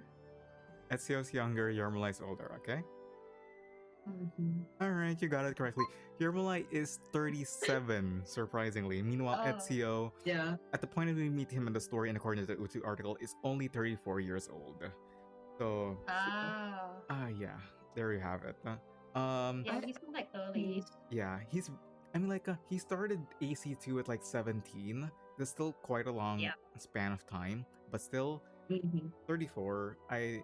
He's still hot. He's hot even when he's old anyway, but still. Demos. Hi. You have my Pokebear Oh, Lord. rabies. And against him we have Jessica. Who's older? Oh my god. Okay. Oh. This one, I actually know this one because I do remember having to research about Jessica a little bit and like actually looking into her age, right?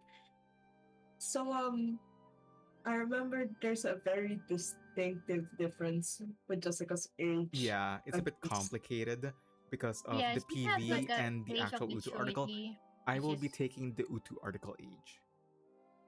Okay. Oh, good. She's older. Are you sure she's older than a married man?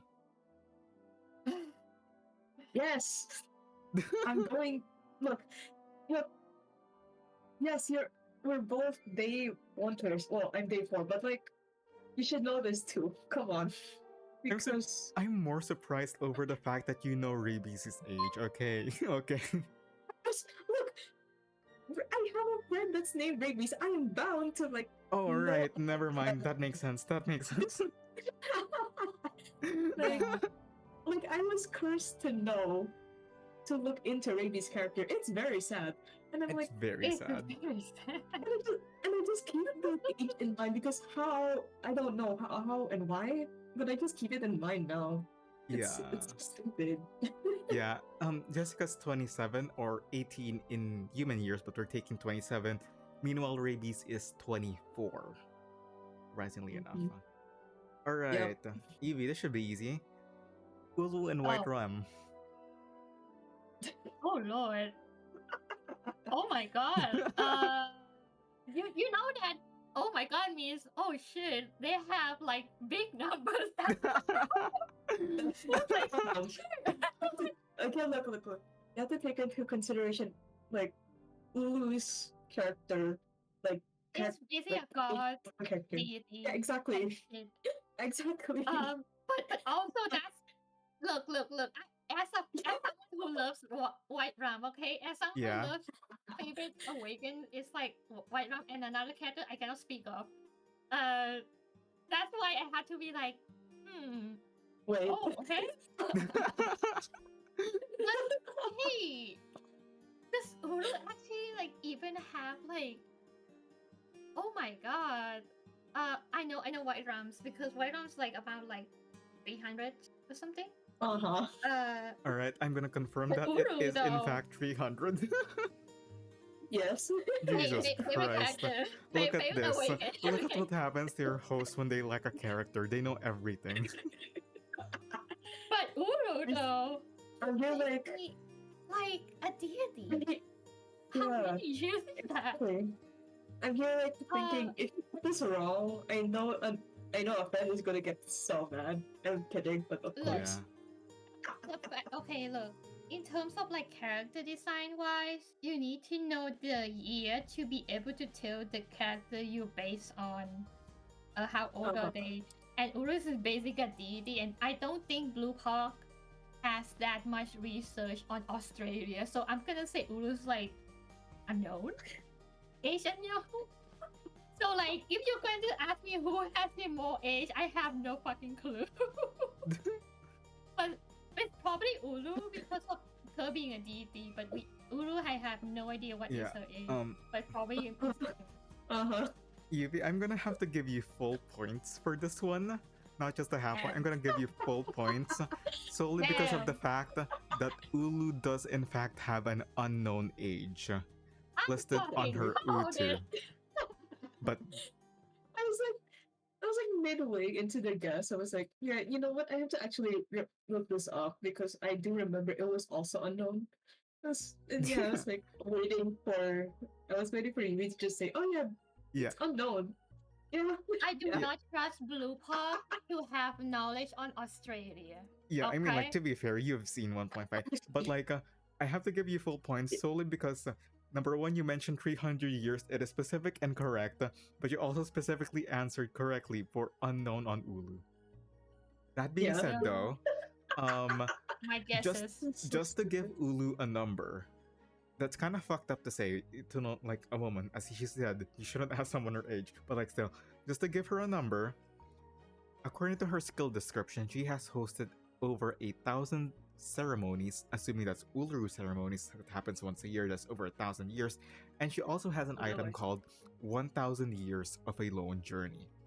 And on top of that, she also has a voice line where she says that she has gone through millions of dark, long nights of sleep, which, if you take that into account, that's about 2.7 thousand years. So, you know, even though White Rum says 300, Ulu has about 1,000 or more thousands. So for that, what is the fire that like someone stole from the god? Like what happened? Prometheus, a little bit. No, I mean, fire. From what I remember from 1.5, like brief explanation. The whole thing with Ulu is that she's lived for such a long time because she is the original arcane fire that ignited the Uluru games in the first place. Yeah. Like she's that old. She's lived a long life in essence. So yeah. You kind of have to imagine that there's no record of her when she was born.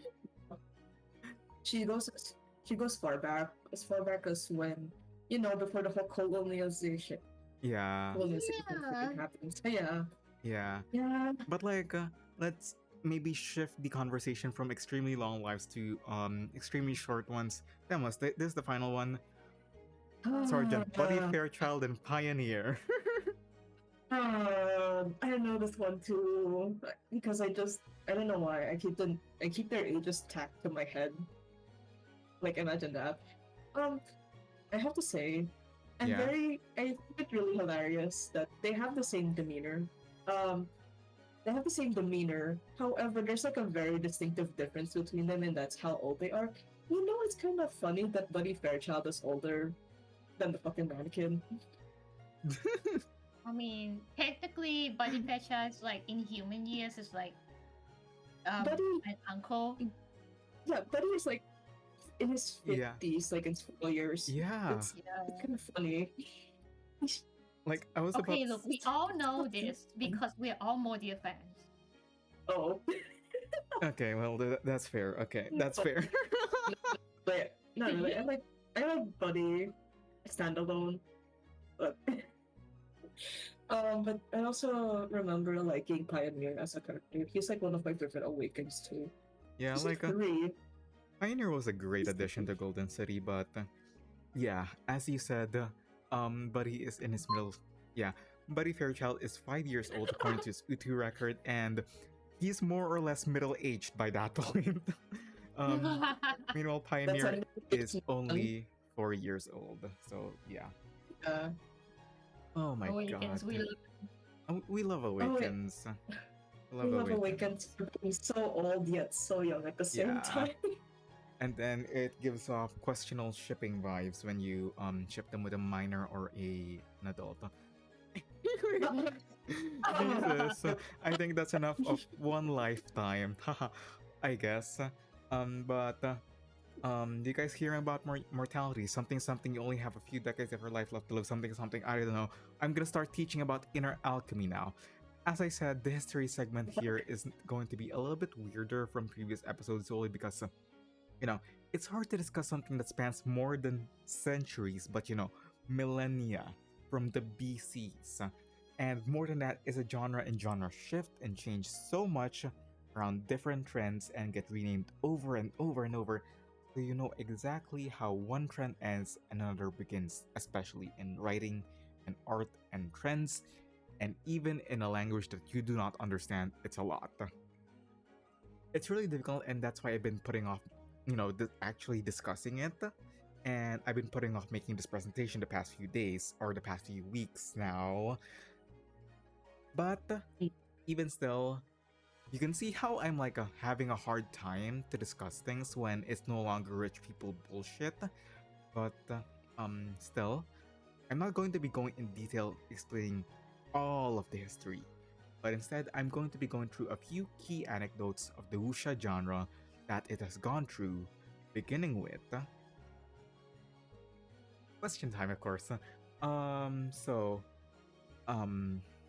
regarding the coining of the word wuxia, which of the following events are true? A. It was catalyzed due to government censorship. B. It was inspired by the Japanese and their samurais. C. It originated from the name of the newspaper that was printing them. D. It was coined from a real-life wuxia hero that existed and, coined the name from the genre. For the genre. Oh, that's. I feel like there's a more logical answer. I have one, but I'm just thinking how bad can it get with the Japanese? How bad can it get with the Japanese? What does that mean? I don't know. It just came out of my mouth. Don't trust me on that statement. I guess we needed at least one statement to be cancelable this episode. Oh, okay. True. It's like because of the genre itself is more on. It's kind of like chivalric romance, It's basically Chinese chivalric. It's Chinese chivalric romance, exactly. So I'm just like, huh? Which one is it? But the coining of the word, though, that's. But yeah, Yui, do you have an answer?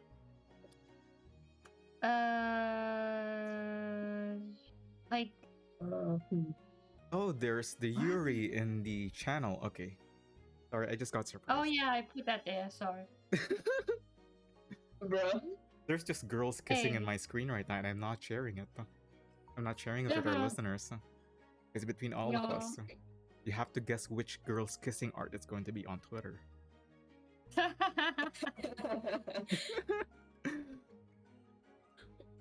But yeah, Yuri, how are you doing? I'm gonna guess.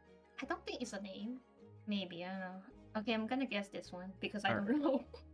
Alright then. 3, 2, and 1. Send it over. We have a C and we have an A, which is very surprising. Government censorship. And C, it originated from the name of the newspaper printing them. Okay, so First of all, number one, it was technically from, I mean, it was, I mean, the wuxia genre being coined was as a result of government censorship, but where it came from was actually. Don't tell me it's the Japanese. It's the Japanese. Okay. The answer is Japanese B. It was language. actually because I of the have vibes. Japanese. Yeah, it was from God damn it. of the kanji, basically. Yeah, So it's basically a loan word. Yeah. The Japanese word wuxia, I mean, no, not the Japanese word wuxia. The Chinese word wuxia is actually a loan word translation from the Japanese bukyo. I'm butchering two languages at the same time. I am so sorry. But like, first of all, before immediately someone jumps the gun at what I'm saying, that like wuxia is Japanese, it is not. It is absolutely not. While the name is owed from Japan, the content and the stories that are being told through the wuxia genre are without a doubt Chinese culture. It is Chinese true and true, with its culture, its history, and traditions. As previously said before, if you haven't been listening in the previous parts, once again, I'm reiterating, it's Chinese. It is loanword only in that the term is coined, but the stories are undoubtedly about Chinese culture. Let's not get it twisted there. Yeah, do you want to know how I know about this part? How? I was researching about Ling Ye's garment for Oh my my own interest. god. In my spare time, I wanted to know, so I went to look for it. You can mention Chud's son at least once. We have to mention Hey, Liang that's Yue my at favorite least once. character. That's my baby. So I went to research it in my spare time. You don't have to say. You don't have to say that. Like not even as part of the Voidcast. It has to be at like UV spare time. I'm surprised you have spare time, but still. I don't.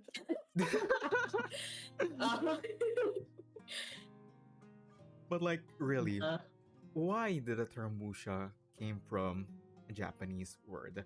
Let's slightly discuss that a little bit. Oh my god, I messed up presentation. But well, it was more or less because of this man right here, Liang Qichao, a journalist and activist in the late 19th to early 20th century. But basically, he was a pamphleteer that was in exile in Japan at the time when he came across the bukyo genre. Basically, it's a genre that is very extremely martially focused and fictional. And it is a genre that deals a lot with Bushido, which is generally the samurai's code of conduct. You know, like their conduct, their practices, and their philosophies that can more or less be equated with the Western equivalent of chivalry. Basically, at the time in Japan, they had a fictional genre that focuses on martial arts, as well as the chivalry that comes alongside fighting and also learning it. Sounds familiar? It's just wuxia, but they turned it into Chinese culture instead. At the time, Japan was a large industrial power in Asia with its Meiji period, and meanwhile, at the same time, China was actually being called the sick man of Asia with the Qing dynasty. All right. Which is, really ironic considering that recently our countries, on the other hand, are now being called the sick man of Asia instead. Woo! Oh. That's so fun, timing. Very, very fun. Still though, Liang Qichao seek to revive the sleeping martial spirit within China at the time, and at the same time having cultural and racial pride, like similar to how the Japanese was. And as such, in response to the Qing dynasty and Western colonialism, wuxia was born from ethno-nationalism and national pride and exceptionalism. I mean, like, how stories about like Taoist cultivators and heroes fighting for what's right, may it be a corrupt practice in the government or barbaric invaders, it's not that hard to see that it emanates like a nationality and having to do what's right for the country. And with that, just a minor tangent, I guess. Let's have a little, have a little context because Liang Qichao mentioned one story that became like the foundation or like became the very first in the wuxia genre. So with that, Here's another question time. One of the first story Liang Qichao labeled as Wuxia is named Water Margin. Which of these events do not happen in that novel? A. A shop sells buns filled with human meat from previous guests. B. A man who gets stronger when drunk kills a tiger barehandedly. C. An extremely brutal cannibal is well loved by his soldiers, to the point that they would follow him to the ends of the earth despite what army he's being in. Or D. A man tries to split his log with his hands, gets his hands stuck in them, and then dies after being assaulted by a bunch of wolves that came over. Oh. Which one is the okay? You have the to answer find. is the one that sounds the most logical in the story. Yeah, you have to find the one that did not happen in the story. Somehow. Yes. So 3 of these happened, 1 did not. These are like some of my favorite questions to ask because like I can make up the most insane one and I can fit it in. Yeah, you can make the most insane wrong answer and it would fit right in. If I were a character in that novel, I wonder what would that fit. I mean, did not happen in that novel. Split a log with a tank, get stuck and die. That's funny. That one's funny. Yeah. That one's actually funny. I had fun going through like the stories of Water Margin. It's certainly one of the stories of all time. What does like Water Margin means? Like a book or something? It's a novel. Yes, it's a story where like it has 108 protagonists. I mean, like not protagonists, but like it has 108 characters, and you follow through all 108 characters as they go together and become, I wouldn't say like insurrectionists against a corrupt government, I guess. Oh, you mean 水浒传? A Chinese pronunciation for water margin, basically. I'm not Chinese, you. I know. I'm just like, is it? I was like, I have heard of it. Actually, I have heard it, but like in like the Chinese. Yeah. To be fair, it's a classic. Yeah, because like there's like a lot of, how do you say it, Thai Chinese that were Chinese story classics were like transferred to like Thai literature, so that's why I am a little familiar, but like with the Chinese name.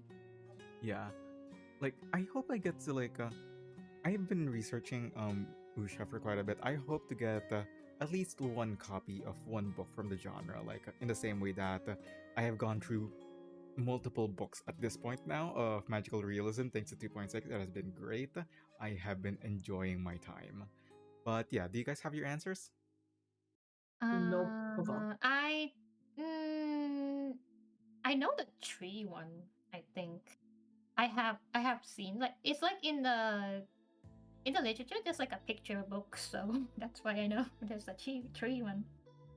I have this funny feeling that okay, this is probably not what it was based on, but I have a feeling that something with the second option describes, oh, this is what Chong's story is based on. Yeah, probably. Yeah, probably. Yeah, the thing is, I still have not read through Chong's story. I did read through it. It was funny. It was funny at least. He was a loser in it. He's a loser in it, so it's fine. But I have a feeling that it's probably not what happened, but it's probably what the story was based on. Not that though. Yeah, but yeah, do you guys ready? You could just make like a hazard guess and all that. I'm making it just random guess. Okay, go for it. It's fine. Evie, you good? Yeah. Oh, sorry. I already sent it. Not bad. Oh, you guys both went for C, which is an extremely brutal cannibal is well loved by his soldiers. I'm a bit scared, honestly. Now that you have mentioned it, UV, that there is a tree in the book, Yeah. but unfortunately, I am not referring to that tree in the book. Oh, not the like the I remember like the picture of it. It's like a man trying to like uproot an entire fucking tree or something, but Yeah, I don't know the that's story actually. yeah, that's uprooting. Um, the answer is D. It is not an event in the book because it is an actual event that happened according to history. Um, Oh, it happened Oh, to Greece. It happened to Milo of Croton of 511 BCE, who met a villager trying to split a log, and he was an athlete, a strong man. So he asked whether he could split the log on his own, and the villager, strong man, agreed. Um, the villager then went off to fetch some food for him, like prepare his meal and all that, to thank him when he tried to split it open with his bare hands. When he tried to pull it apart, his fingers got stuck, and then wolves appeared, and he could not defend himself. oh. whoops. I like historical So anecdotes he like did. that. It's very, So basically, he yeah. didn't die because of the log. He died because of wolves. He died because of the Yeah. wolves. Yeah. Oh, He died because of the wolves. He got stuck. That's so unfortunate. Anyway, oh the man. other like three events did happen in the book, which is thankfully fictional. The first one, Sun Ernyang, named the female Yaksha because she looked like a demon in Chinese mythology, kind of rude and misogynistic, honestly. I'm just kidding. Did run an inn where they drugged their customers, robbed them, butchered them, and then turned them into flesh for buns. Very cool. Um, Yeah, I remember this one is also used in like the martial arts kind of game. I think for like one of the Rockstars game. yeah, There's like a whole revenge plot of like the angry mom that basically cooked the rival of the son because he killed the son or something. yeah. I'm not that familiar with fighting games, unfortunately. I am very acid competitive. Um, the second one, Wu Song, is a man who indeed can get stronger when drunk. It's just like me. It's just like Popeye, but with alcohol instead of spinach. And he did kill a tiger with his bare hands. He was drunk, and the tiger appeared, and then he punched it unconscious, and then beat it to death with a stick. Damn, With a stick? Okay, sure. understandable. And I remember Chunk started like, okay, sure. You know what? Sure. That's probably what happened. You know what? You know what? Yeah, it just reminds me of that one meme where it's like, can you do a video of you of killing someone with a rock? But instead, can you do a video of you of killing a tiger with a stick? Um, Bruh. Finally, there's Luki, who is the most savage person in the novel, apparently, who is also a cannibal, but for some reason, people follow him around despite him being thrown into so many different scenarios. And yeah, that's a few anecdotes from the book itself. Unfortunately, you guys both answered C. I cannot grant points for that. But diving deeper into the novel, generally, Liang Qichao and the rest of the academic community often see Water Margin as the first, you know, full-length proto-wuxia work. And Water Margin is a very long novel about a group of, as I said earlier, 108 outlaws, and like their morality, their code of conduct, and their stories. Together, they steal from the rich to aid the poor, a la Robin Hood and all that. Um, that name is a bit traumatic for Filipinos. I'm sorry, and begin an uprising against an oppressive government in a wuxia-like manner. It's a bit, similar to Philippines, but they're not all completely moral. And Uh-huh. of course, as I said earlier, some of them are drunkards, some of them are cannibals, some of them help the Oh, masses with cannibalism. So not entirely within the damn. code of conduct of chivalry and all that, but still, we'll take it anyway since they're going against what they think is right with the polluting the government, and they're all outlaws. So there's still some themes here and there. Nonetheless, Liang Qichao's recommendations and words worked, and slowly, wuxia began evolving as a genre that became the genre it became today. Does that make sense, or did I butcher those words? No. Yeah, that makes sense. But yeah, now it's extremely popular in current times. But before we jump current times in modern age with how wuxia is, let's actually first see how it changed and what happened across the 20th century. Because you see, as time went on and as more and more writers adopted the wuxia genre, they often came across a very common issue for the time. And what common issue is that? A. Being censored by the government of the time. B. Not selling well with the masses, surprisingly. C. There was just simply too many wuxia being made, and all of them are too similar in plot and structure. Or D. Supernatural events happening specifically to wuxia authors in Hong Kong, causing them to have some issues during writing. That's a lot more specific than the last one. That is like strangely specific. Why does it?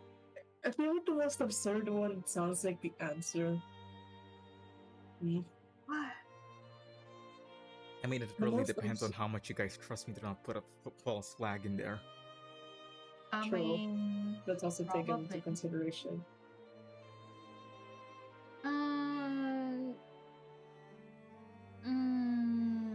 I mean, it is like, it's very believable. Not gonna lie.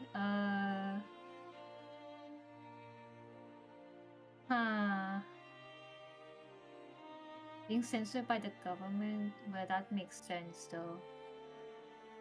So, like, There's- Common, but like common issue, like how common are we talking? like I would say a majority of wuxia writers, not a majority, but like a significant amount, enough that it's in recorded history. I'm vague posting the number. Ew, Yeah. posting. I'm kidding.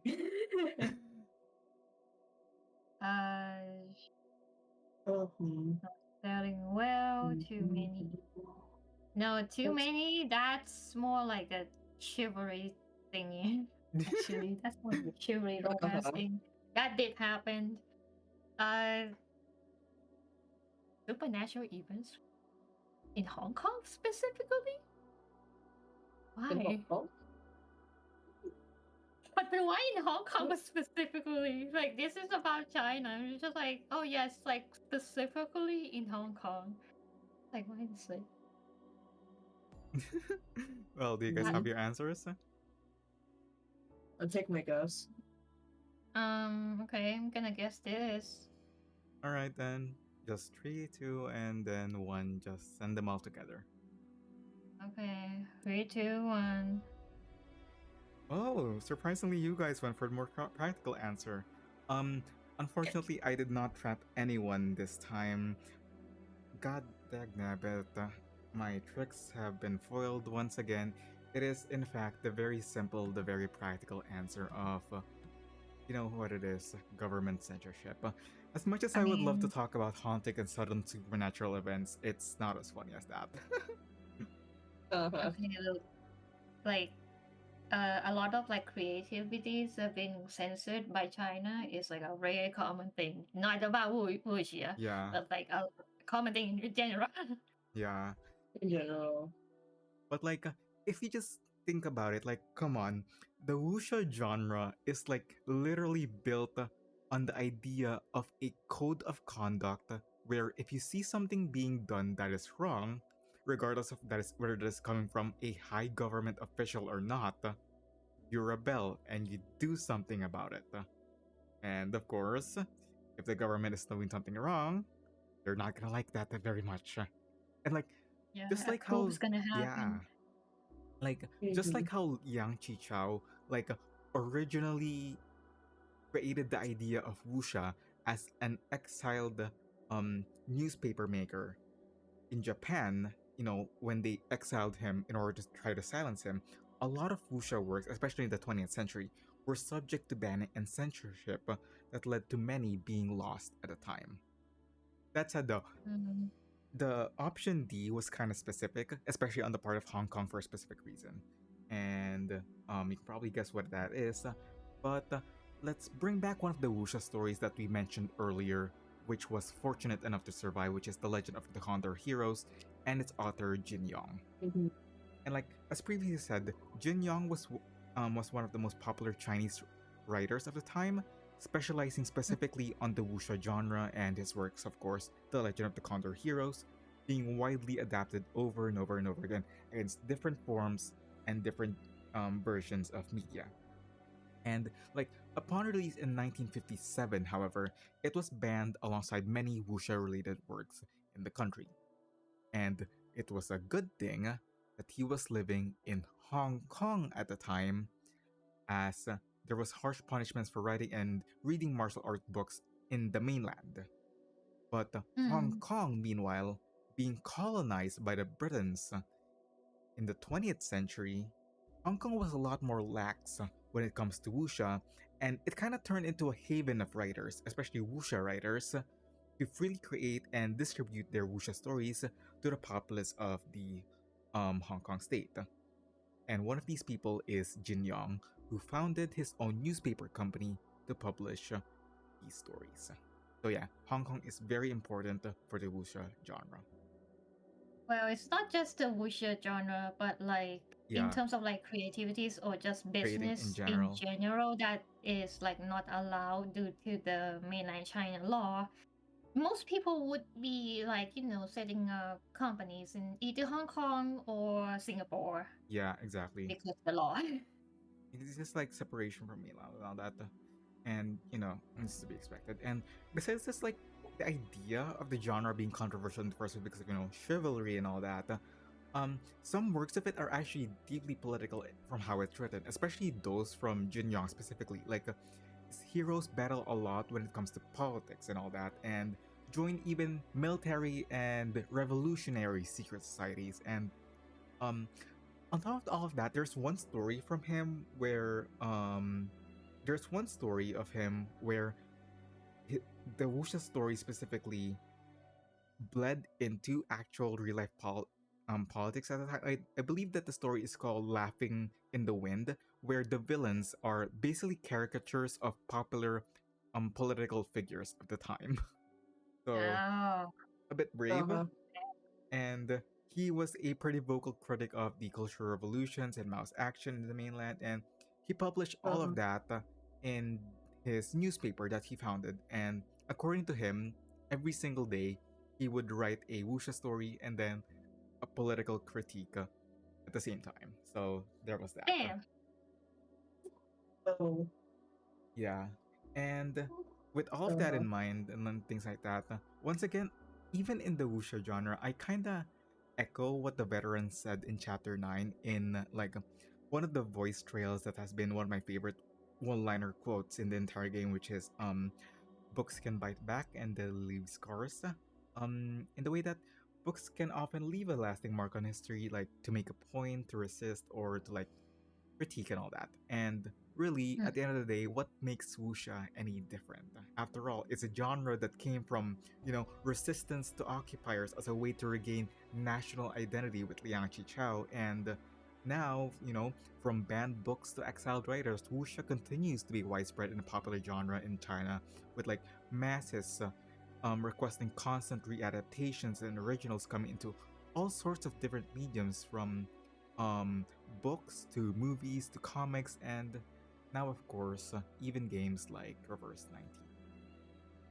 So, really, at the end of the day, what makes wuxia any different as a form of sense and as a form of creating something tangible that exists beyond your generation, creating something that you're truly proud of and against whatever everyone else wishes. And on that poignant note, I would like to end my presentation there on wuxia and Chinese fantasy. One thing that I did forget about to say though is that I forgot to give you guys your respective points. For that previous question, there you go. I hope you Yeah. guys are happy. Once again, after everything that I have said, talked about, and reflected upon, um, person, I am once again a person that has barely experienced any wuxia stories or any wuxia media like ever, aside from the two films that I had watched a few years ago. That's like my main thing, and also my research now, of course. Nonetheless, this is what I have to offer you for today after quite a bit of research into the genre, and I hope that I have dug deep enough to at least do this genre that spans an extremely long time, deep enriched with history enough justice. Mhm. And one of the most poignant points that really got me during my research was the part about censorship and criticism, because it really just did remind me of Chapter 9 and the Armed with Literature voice trail, which is just so good, one of my favorite stories. That said, I am quite happy that the nature of resistance and the use of media and literature as weapons still echo throughout time immemorial and is timeless and universal. I think that it's so fucking important. That said, I really hope I could get a Wuxia book, as I said earlier, and, similar to magical realism, I get to enjoy the genre a little bit, and I get to experience a little bit of a piece of a culture that isn't my own. Still, I have not seen any from Fully Booked, so screw them, I guess. I hope to find one from a non-shady online selling site. And nonetheless, that closes out the end of my presentation for today. But you know, you know what you're waiting for. Before we close it all out, the results. And well, I We think should have like even, I think. you got like 3 points before we left off, like last time, Oh, and like um I mean, like Yeah. in terms of the questions, you guys did not do that well with like the last 3 questions, but still, generally we have a point of 3.5 and 6.5. Congratulations, UV, you get your first badge. As I said, Oh, ew, yeah. I was joking earlier when I said that I rigged this Damn. for you. I did not rig this for you, okay? Uh-huh.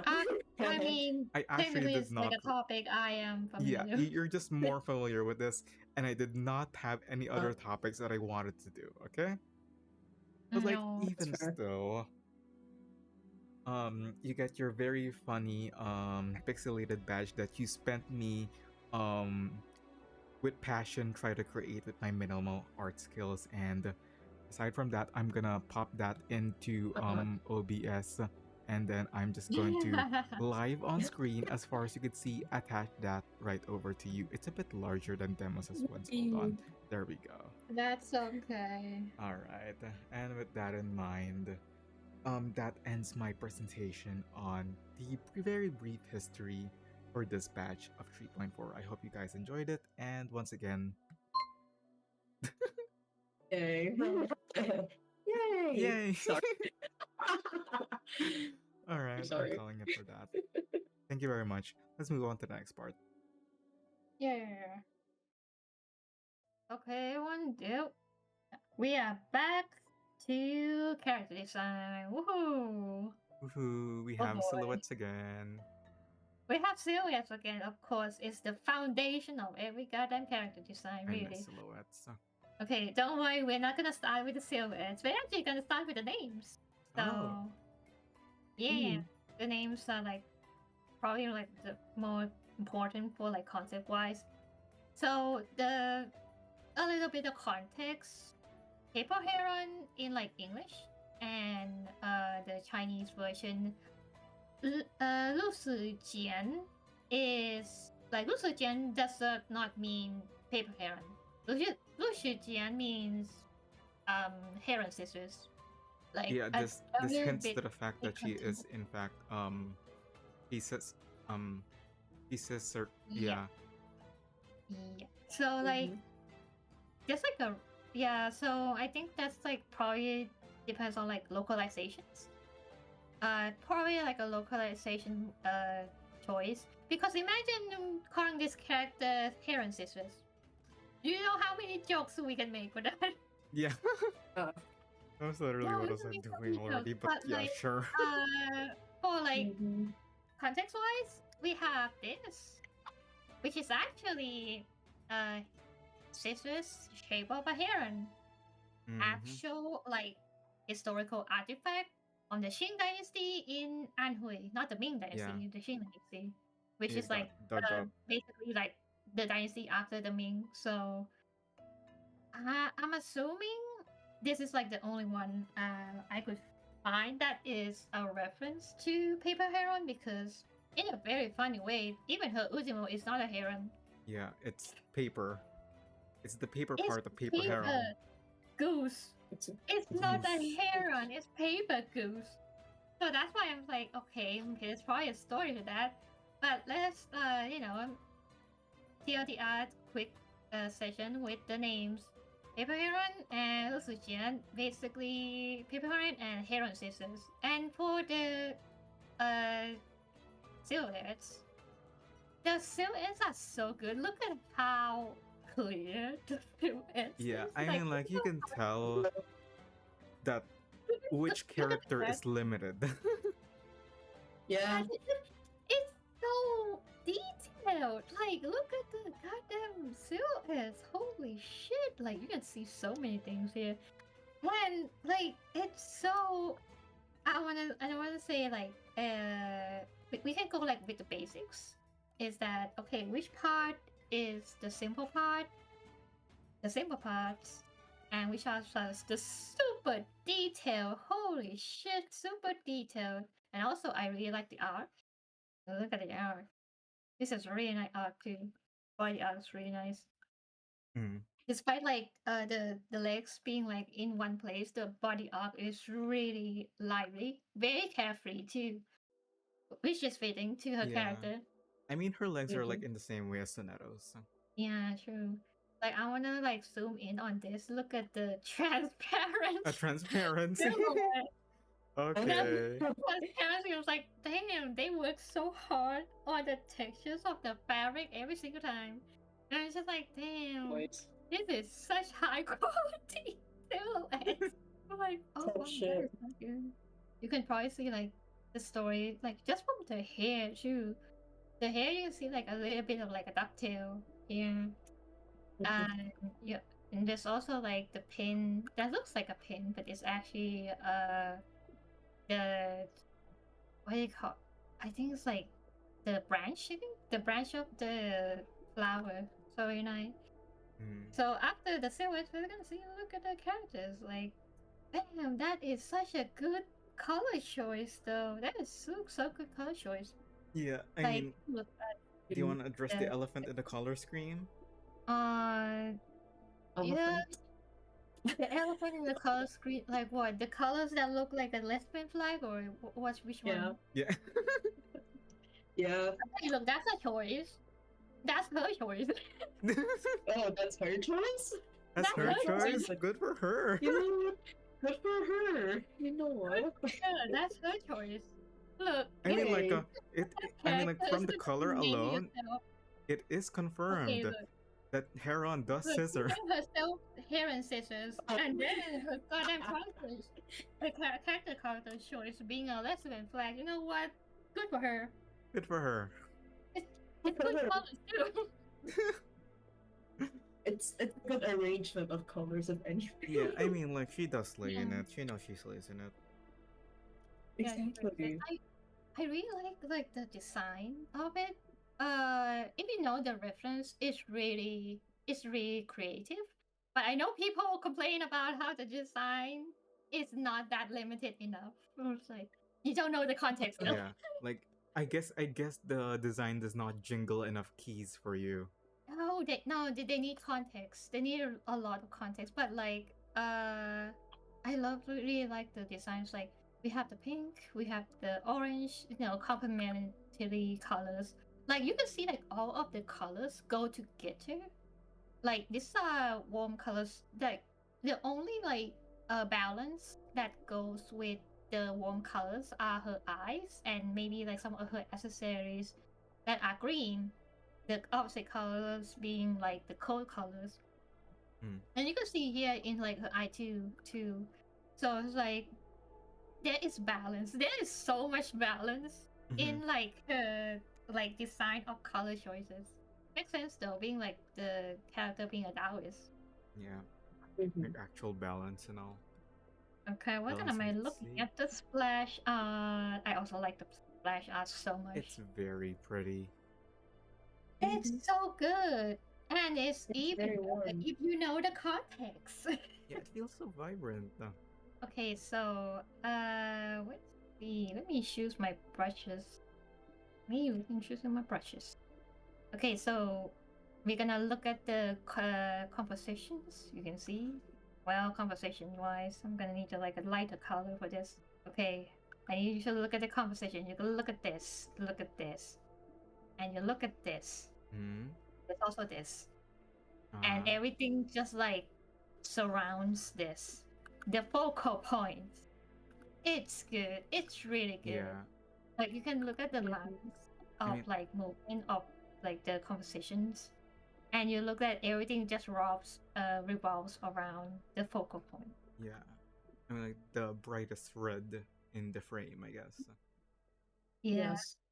it's not just the That is brightest red, but the background of her being like the light, very Oh very yeah, the bright lightness, part. making it mhm. pop It brings more. out the character. Yeah. Yeah, and also the tree framing, the boat framing her, and also like you see the direction of Yeah, the it's like an uh arrow pointing to Yeah. her. yeah going this way. It's really good composition. Oh, oh wait, I just realized something kind of funny. Yeah. Um, I just realized. Uh, Yeah. the background of her splash art is actually the puzzle piece that we were given in one of the Musei arcade games. Of course you I would just recognize realized that. that. Of course you would I'm so recognize sorry. that. I'm Okay. so sorry. It's my favorite. Come on, it's my favorite game mode. I'm gonna end up recognizing one of these days. Okay, so like you can see like a lot of details here. It's like the setting is very much in Anhui. You can see the Udimo here, the goose, paper goose, the paper lantern, the mayflowers, sunflowers basically, and also like the flowers on the trees being paper. I was like, yeah, that's everything here is paper. Mm. So Paper. I wanna talk about the reference too because like, do you see the big fish? See the big old fish.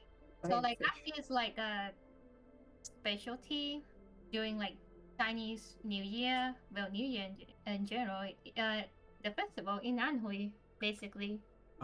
So this Oh. is a specialty.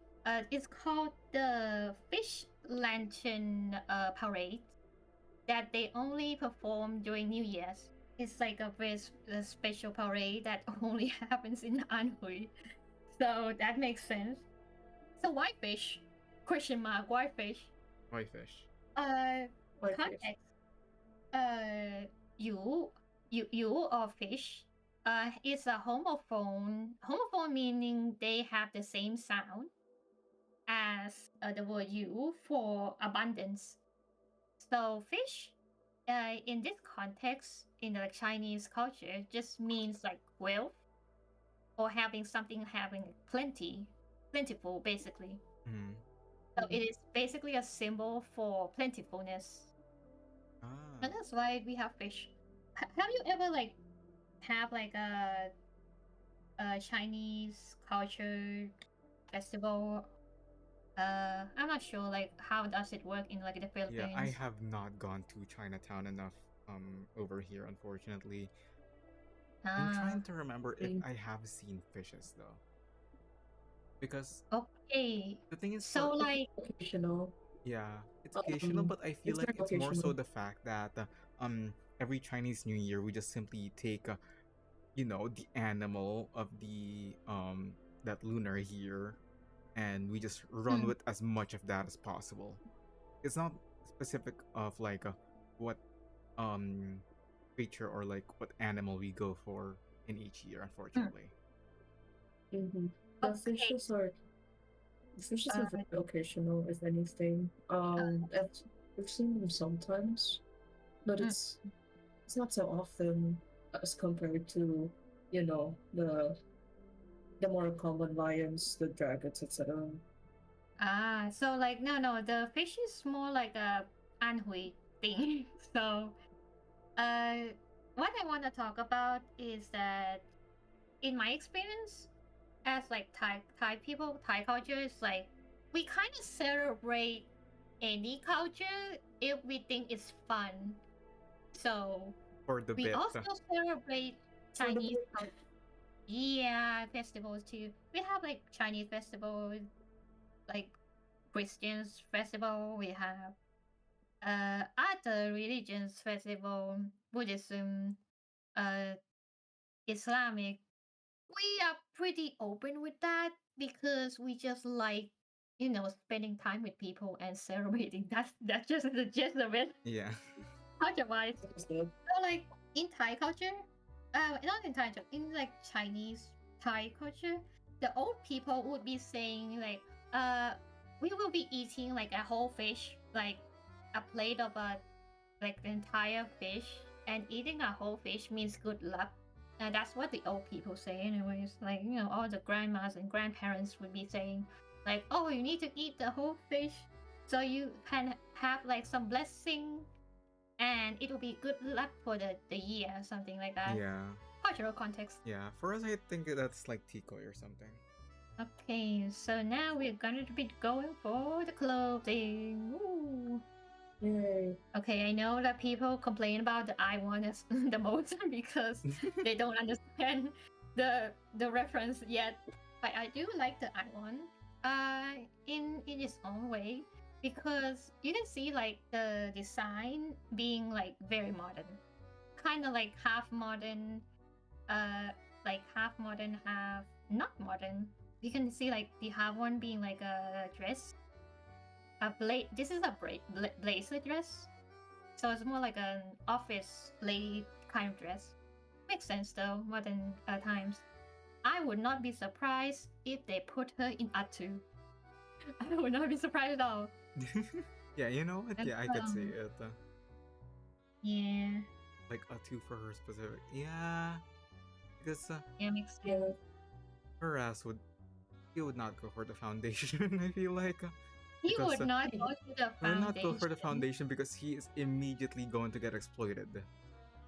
Yeah, but I Immediately. can see like her being the foundation because of like she has the checkered design too. Oh. So like she could also be in the foundation, really depends. But we're gonna talk about the funny part that people do not understand and confuse people. That is the Jiesha. Jieshas are basically patched robes, mostly seen in Buddhism, like monks, like Buddhist monks. In Thai we call it Jiwon. In Thai we call it Jiwon. In Chinese we call Jiesha.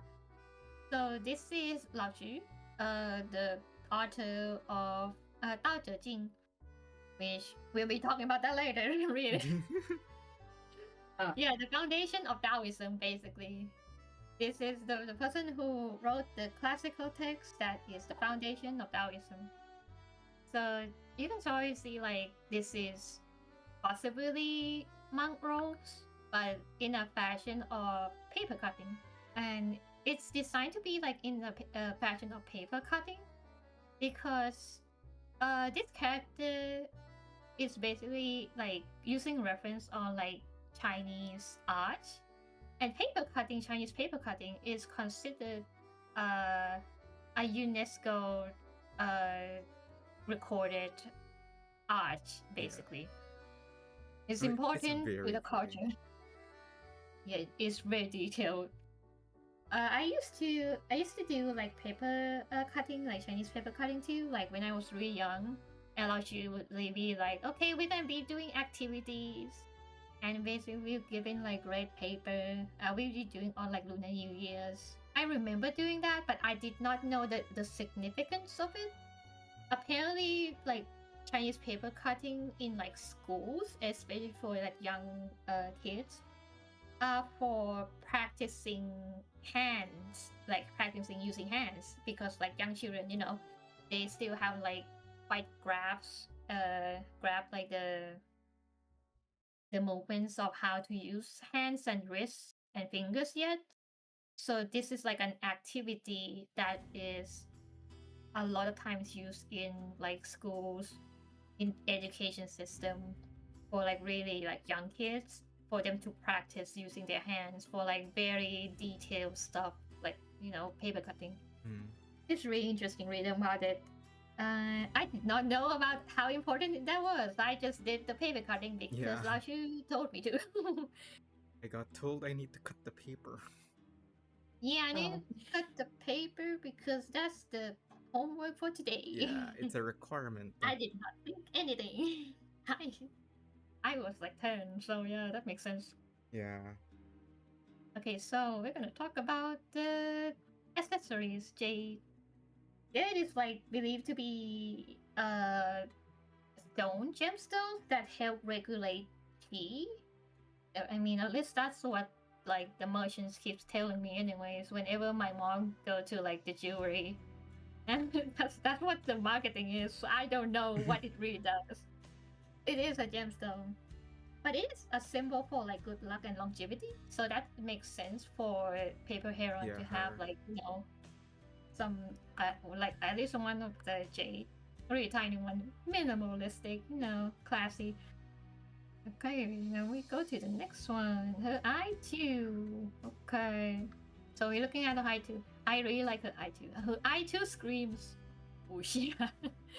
Like, this is so Wuxia. Yeah. Wuxia for I real. was about to say, did it scream gay or did it scream Wuxia? Probably both. Wuxia, I don't know why both. I'm gonna Yeah. say both. Makes sense. Sure. So we're gonna talk about the elements of her eye too. Eye two, we have I think it's like Yanshen, I think, or Yanshen Qian, Yanshen Qian, I think is the pronunciation. I'm probably gonna butcher the pronunciation because I have not spoken Chinese in a really long time. Yeah. Don't worry, it But can't they're be any worse than mine. It's okay. Cannot It's get any worse. they're basically coin charms, but they're also known as flower coins. In some names, they're also called flower coins, and that's why you see like the designs here being like the design of like the May blossoms, and then May blossoms like the plum blossoms, because they're also called flower coins. Yeah. They have like many names to it. For us, I think we just call them like hanging coins. Since we usually like hang them around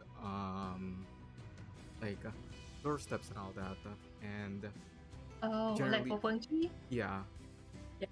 especially as like decoration Okay. and all that. So, like in the Ming Dynasty, imperial governments would issue these coins as charms for like festivals and ceremonies. So that's why nowadays it's just like just a regular charm Yeah, that you charms. hang for like good luck.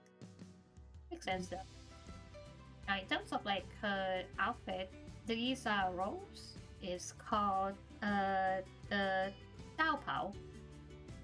Dao Paos are basically translated to Taoist robes, and not most of the time, but it's meant to be worn by men. So, you know what? We play reverse. If everything is going by like gender norms, we would not be having Sonetta. We would be having Sonetta, technically. Bruh. But no, we ignore gender norms here in the reverse. Look at our Yeah. mascot. Look at Marcus. Yeah. Really. Look at We Annabelle. love having to second guess Marcus. whether names are feminine or masculine. Yeah, Marcus, like, you know what? The hell with Argus. gender norms. Does Tuesday count? I don't know. I mean, yeah, it counts. Like a lot of it counts. Like clothing. Yeah. And then, but like the design of the clothing though, in general, you can see like the red inside. Yeah, you can see like the inside the red and also like the green. It's good color contrast, but it actually is based on a person. It's based on like an actual a person, which is Zhang Daoling. Zhang Daoling is wait, let me think. I'm trying to like describe this that is not in Thai. It's like Zhang Daoling is like one of the celestial masters, basically a Xian, like basically one of the Xians who retired, and after retired into the mountains, he basically achieved longevity. Yeah, it's like one of the there's like four, I think there's like four celestial matters. This is one of them. So his history is like more related to Taoism. So that's why I can see why you should use like him as a reference to Paper Heron's design. And Paper Heron's like he has so many references. Not gonna lie, he has so many references. And we're gonna be going to the concepts. And now we're gonna be looking up the scenes, putting on the concept here. So, if you remember, this is from Paper Heron's trailer. Yeah. And you can see like how silly she looks sitting on a mule backwards. He's just silly. Yeah, no, He's very silly. She's just silly, but she's a reference to another Zhang. Zhang Guolao. Zhang Guolao is one of the 8 immortals of Taoism. And he's like known for riding a donkey backwards, which symbolizes, carefree attitude, detachment from fame and fortune and the world in general. Silly. And having like a perspective of life that is different, which, if you know Paper Heron, that fits her to a T. Yeah. It's just her. I can't believe they gender bent this old man. Yeah, basically, they did. Because like in some versions, the guy also wears pink. So the fact that Paper Heron's like I1 is like in pink, like yeah, that makes sense. Yeah. Like he's a carefree guy. So from the previous one of Zhang Daoling, and this is Zhang Guolao, they have the same last name, by the way, but they're not related. It's just a really common last name. Mm-hmm. We also have a Zhang in the reverse too, and this is Zhang Zhuji. Yeah. Yeah, of course you had to find a way to mention her. No, but I think it's really funny that they all have the same last name. So I went to research, and turns out it's a very common. Yeah. I was about to say, this is a reference actually to Madame Z being immortal as well. Oh. I was scared for a moment. It's more like the reason why they have Madame Z being like the knowledgeable, wise character. Because Zhang means to open or spread a paper or scroll. But the original Zhang was like from archery, I think. It's from like legends of like archers. I don't know which one though. That's kind of funny. Now that you mention it, I was like remembering how there was like a joke going around among the researcher communities going like, if you have written like a very specific thesis, there is also a high chance that the person that has the last name Zhao has already written about it in the past. It's already a common last name.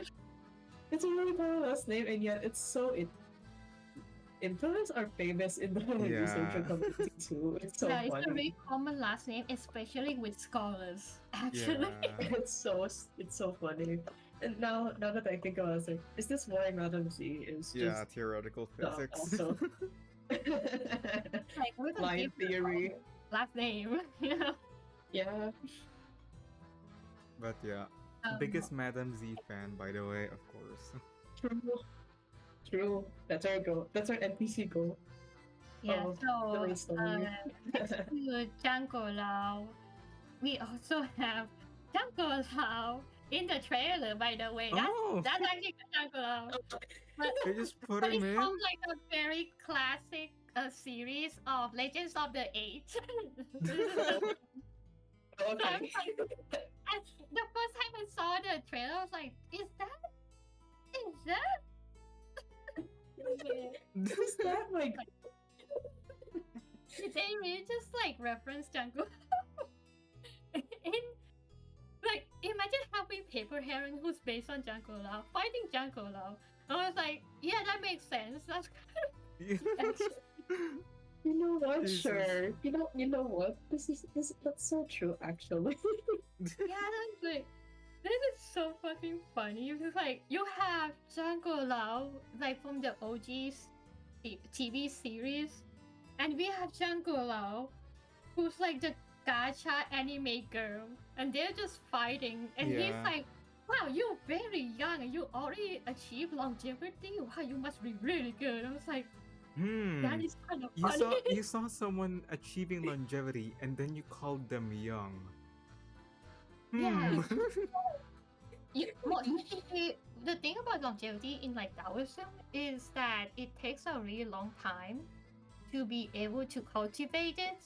So most of all of the Xian actually are all old, very old, because it takes a really long time to like master it.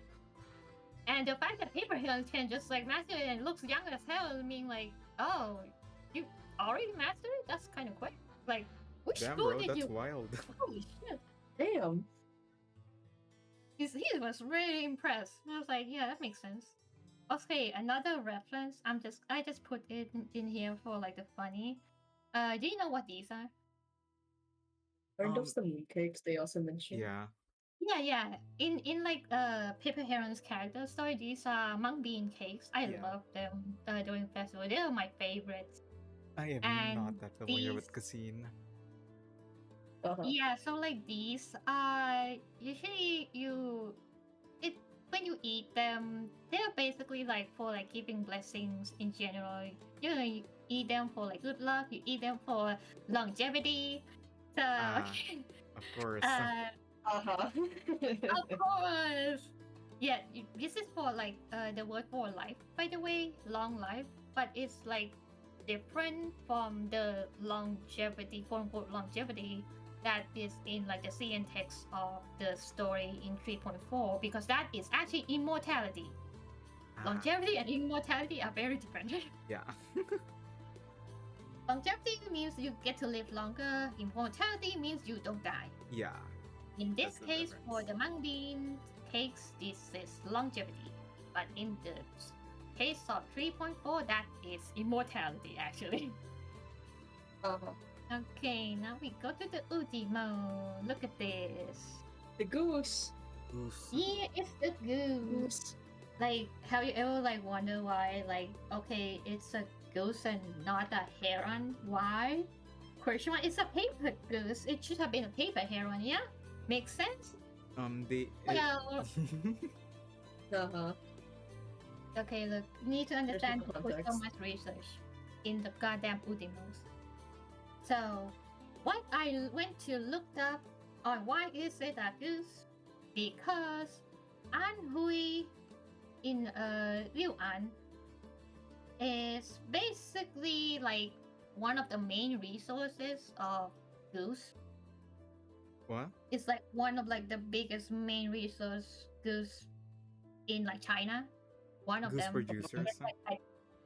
There's like 4 or 3 main resources for geese, and in Anhui, it's basically known as the kingdom of white geese because of how much geese they have been breeding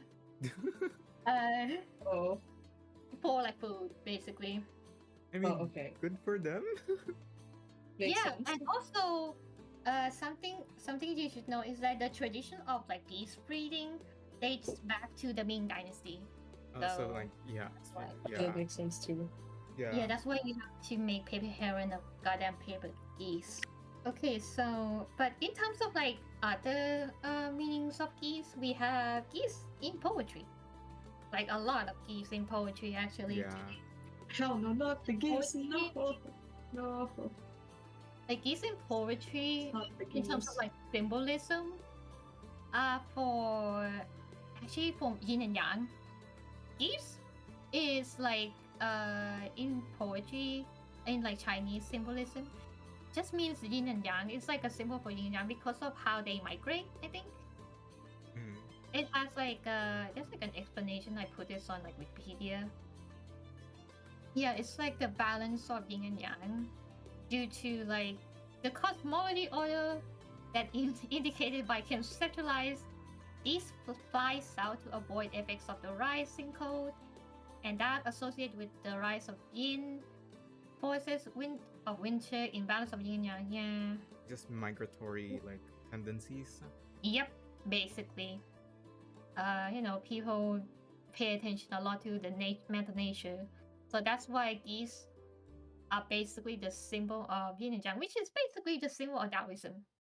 Yeah, Makes sense makes sense. to give a gift to paper heron as an Udimo, despite not being a paper heron. Yes. Oh man, you showed the artwork for like the poem, and I just had flashbacks to when I had to research about this for a different show.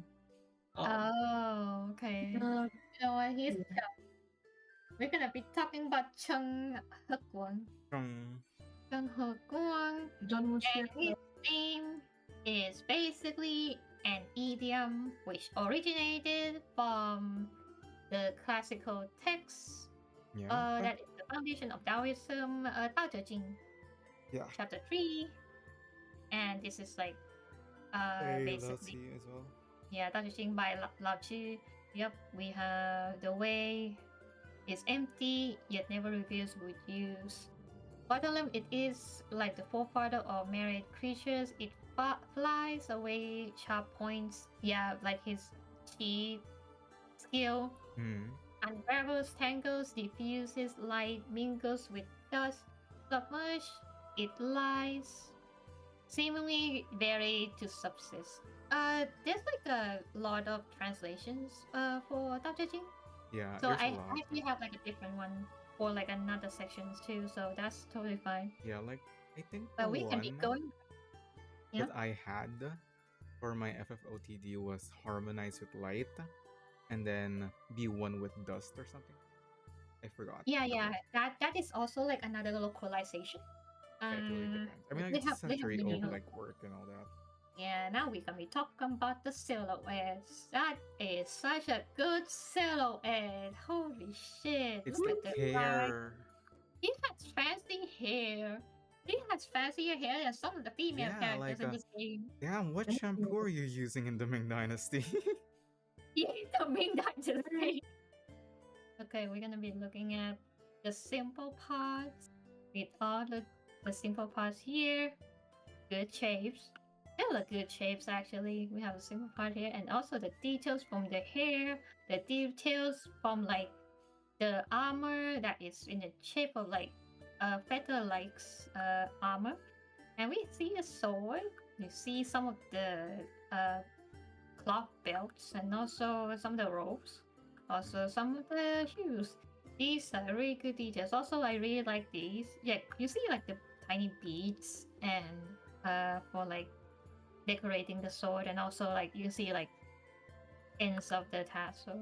It's a really nice silhouette. It tells a story. Now we look at his design. I would say John Wuxia. He is so John Wuxia.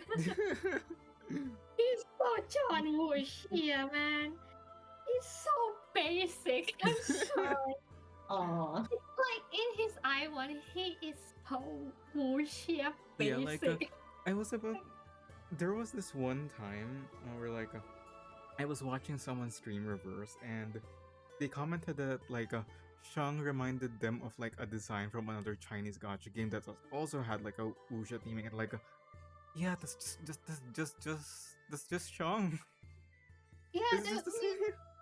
That's just his concept is basically wuxia. So this makes sense for him to look like a regular John Wuxia. Yeah. That's his concept. That's funny. I like the creativity on like the second one. The second one's like more fun, more casual actually. Yeah. That said, are we also going to address the elephant in the color scheme? Again? Yeah, I know. He looks like a gay flag. Like his color scheme is basically a gay flag. Yeah. Yeah, you got a lesbian and a gay person in this fucking patch. You know what? Yeah. You know what good. type shit. Good on them. They basically like, you know what? we kind of ran out of like color palettes. So we're gonna be opening up Google, and it's like we're gonna choose like one of the flags because they have really nice colors. Okay, John Wuxia, you get the gay flag. Jane Xianxia, you get the lesbian flag. Okay, let's go to the splash art. Hey, fucking splash art. This is not like Paper Hero splash art, where it's like more cultural reference. This is more like Story reference. Yeah. story reference where he set his house on fire. Yeah, this is him setting his house on fire and planting a false flag It's on a so minority. funny. Basically, yes. But in terms of like what reference, because of his character being referenced on literature, I can see like it being a very like literature based in terms of like the design for the flames and the designs for the tree. These are very Chinese ink drawing style, and it makes sense. But you can also see like the way of the movements going this way, and then there's got John Wuxia here going this way, John going this way. We got our It's really John nice. Wuxia. I keep calling John Wuxia. It's so fun though. You see, Demo. You can see they already had a concept with how Paper Heron is like the complete opposite of him. So he's gonna be having like a real bird, while Paper Heron is a paper bird. Yeah. And now we're going to the clothing part. Oop. Let me see. Yep, here's the man, Mr. Chen. And we're going to be starting off with the Xiaojia. Xiaojia is Xiaojia, which is basically the military uniform. And this is the Xiaojia for the Ming Dynasty. You want to look at it. This is actually more like a costume, not like a historical accurate one, just like a costume. Yeah. And it looks nice, so I used the photo reference. Yeah. I mean, the important part, as far as I could remember from them, is like the square collar and all.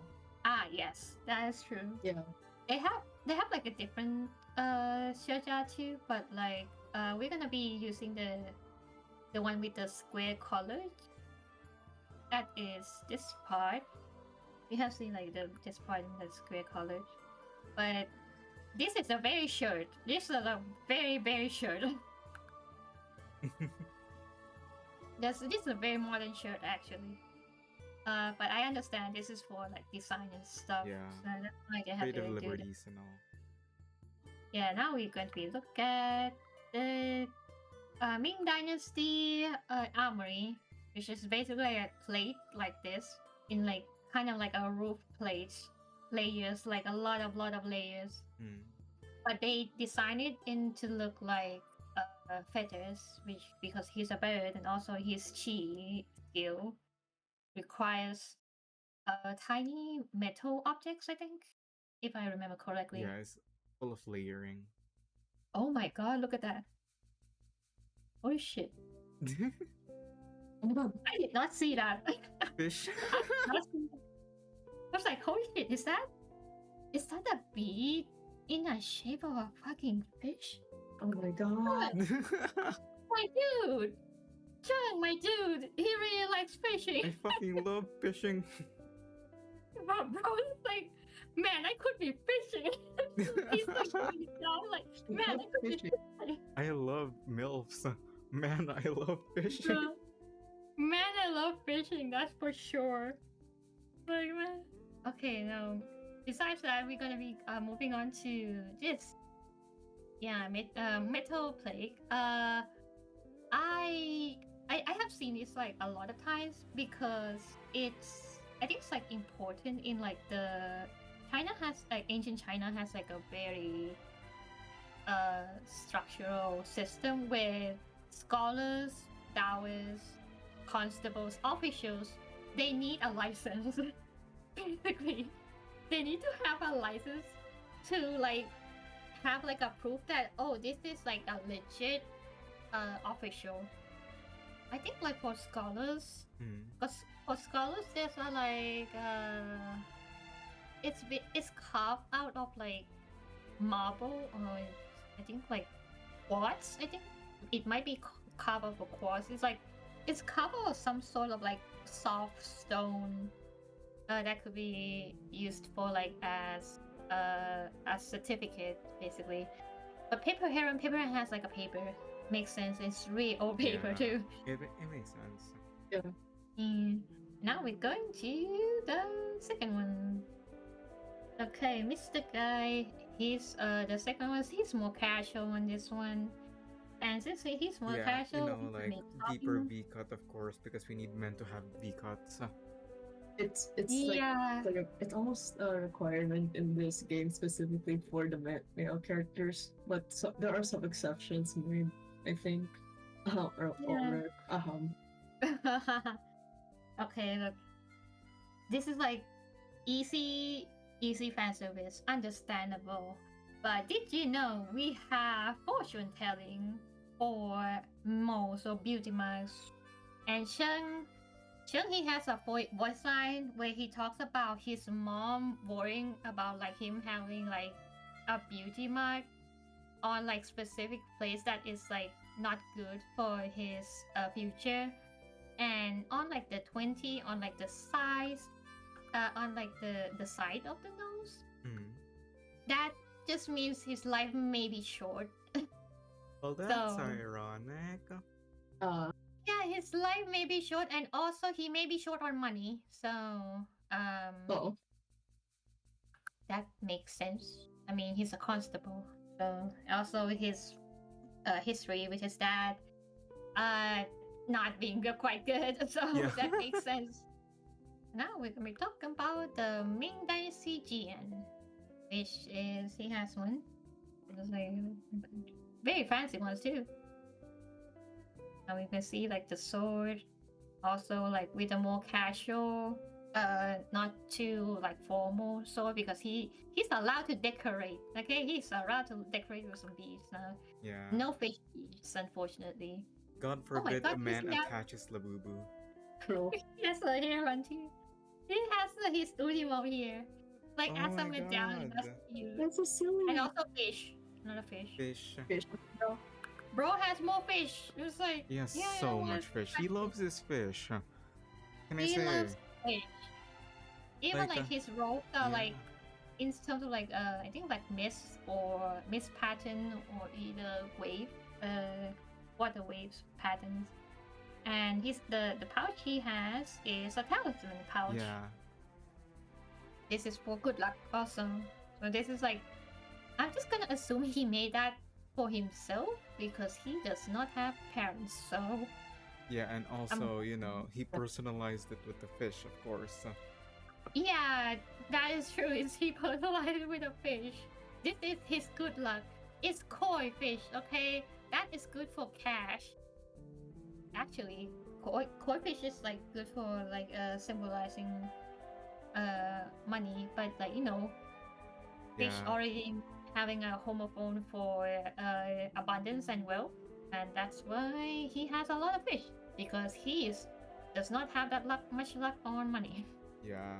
And now we're going to be talking about his concept, which is Wuxia, and I'm gonna be putting on some classic Wuxia. Most of the time, if you have watched Wuxia, the style of like character casting would be more like this. It's very grunge, very bloodstained, masculine type shit. Yeah. Also everyone is a professional martial artist. Of course. Very Somewhere professional along martial- the lines of like Li Feng. I butchered Yeah. his name. This is a very action-packed wuxia, like very, very passion. And then we have John Wuxia, that is more of the Danmei side. For the people who don't know, the Danmei side is basically the BL Yeah, side. I was about to say, of the yeah. wuxia. We modernized. Basically, the BL side of Yeah. wuxia, that is more like John Wuxia, the more Yeah. beautiful man side. They put the woke in wuxia. They put the one wuxia. Well, nah. I'm kidding, but like Wuxia also has like the romance side, and they also have like beautiful men here there. I remember that much. Legend of the White Snake. They have so many adaptations. Oh, okay. So like concept, we're going to be talking about his Udimo, Hmm. and his Udimo, as we know, people already talked about it. It's a black crowned night heron. It is a bird. It's a fisher bird. Makes sense. Yeah. And the reason why I they have has to a put little fish. I mean, a little sword. Right. yeah, he has a sword. He does. He's got so fucking tiny little sword. Oh my god, this is just like Lingyu's garment. It Yeah. has Oh my like god. a sword. Also, little bell. He also has bells on his like hair. I think like tied and a hairpiece. Like wait, let me look at that. I remember that because I was drawing him for work. I was drawing him for work. I remember that. Yeah. Me when I was like, oh yeah, I remember that. Drawing that for work. Yeah. So if you want to know that why does he have like bells on? Because bells are supposed to be like warding off evil spirits. It's the reason why you see like bells on children. You see bells in the temples, and you see bells especially on like charms. Technically, this man is like very superstitious. Very superstitious. He has so many charms. And now we back to like the heron night background night heron, because this bird is the local residents of Anhui, and they're known to be very good at fishing. Makes sense. He fucking loves fishing. He loves fishing, man. Okay, but like for real though, fishing in terms of like Taoism is equivalent to like meditating, because it requires a lot of patience. It requires a lot of integrity. So that's why they have to like give him like the fishing part as his character. Besides like the eating fish is good luck during New Year's. Besides like the New Year's concept, and also the bird is really funny. I went to look like a bunch of photos of it, and you can see like something like this. It Huh? has a long Yeah. neck. Oh, Oh, no wonder. that's why the Oh. merch looks like that. Yeah, that's why the merch looks like that, because it can do this. It It can does just not stretch have it. like a short like neck. It's actually a heron. Because it's a heron, it has long neck. Why Yeah. does? What evolutionary reason would you have to be able to retract and like elongate your neck? Like what Fish. happened? Oh, Yeah, Getting yes, fish. but like why not just have it long all the time? I mean, it kind of Practical reasons like not getting hunted down by the neck too. So maybe, that probably. might Alright. be the case. Yeah, I Come guess. on, I guess we the need bird to is go. just a grower, not a shower. Yeah, we're gonna go to read. Hell yeah. I think read. Or let me remember how to pronounce this. Lu Kaojia. Yeah, I think so. I think her pronunciation for her Chinese name is Lu Kaojia. And for her localization is read, only read, but Lu Kaojia means read not. As in like, knots you have seen on talismans. Yeah. So in terms of like character silhouettes, this is such a good character silhouette. All the silhouettes cook in 3.4. They cook so hard on the Yeah, silhouettes. it's just really fun. Yeah. It's like you can look at the arcs, and you can look at like the backs here. The same old, simple side, more detailed side telling the story. And the second one is so good. You can see the scroll like going down, and you can see like some of the nets here, a lot of like paper elements, and you can see like some of the fur on like the jacket, her hair, and also like being a like more like leaf-like. If you like zoom in here, this is very designed to be like leaf-like. It makes sense with her character being a reed technically. These are Yeah. leaves. These are like It's a little flowers. I ugly. believe. Yeah, it's a little flower. Basically, some of the plants like bamboo or reeds, when they start flowering, they are dying. Ah. Um, yes. Uh-huh. As someone who has like a bunch of bamboos in my backyard, I have seen like bamboos flowering quite like all the time. It happens once in a while, but they never die. Because of how fastly they just regrow anyways. So they don't really die. I have bamboo shoots for every year. It's really good. Hmm. Now Mhm. we're gonna look into the design. Her design is so good. I love her design. Her design is probably my favorite. Like, not talking because of Atu is my favorite faction, but I really like her design. She's an She's so awakened. chill. It And feels She's so you so don't chill. know she's comfy. an awakened until you zoom in. Yeah. And then Yeah. until she drops her eyeglasses and eyes, it Yeah. has to adjust. I love Mhm. that animation. It's so silly. Yeah, that is so Mhm. good in design of animations is that when her glasses drop, it's basically like the whole plate of her eyes just drop. I was like, hey, that is really good design. I love her color palettes too. Just feel like the green, but she's not like the green like Oh. vibrant green. She's like green as in old and dying green. Actually, it's Uh-huh. like Mm, the color of like a grass dying yeah. mix. I really do Mhm. wonder what she would look like with like full green. Oh, she would be really green. She would be very green. Like you can see, like she's dying because like look at the red, look at the Yeah. flower. She's dying. Mhm. Like Technically. it's just like Mhm. Cristallo in the way that insight just makes her die faster. Yeah. Right. Oh my god, that's No, my favorite my character. child. My child Crystal.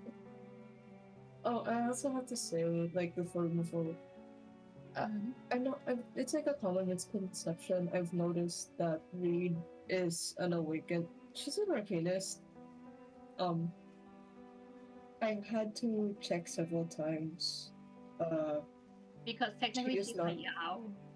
She's a Yao, but not an awakened. There's like a very specific distinction between the two things, if anything. Yeah. It's unfortunate, but hey, Yeah.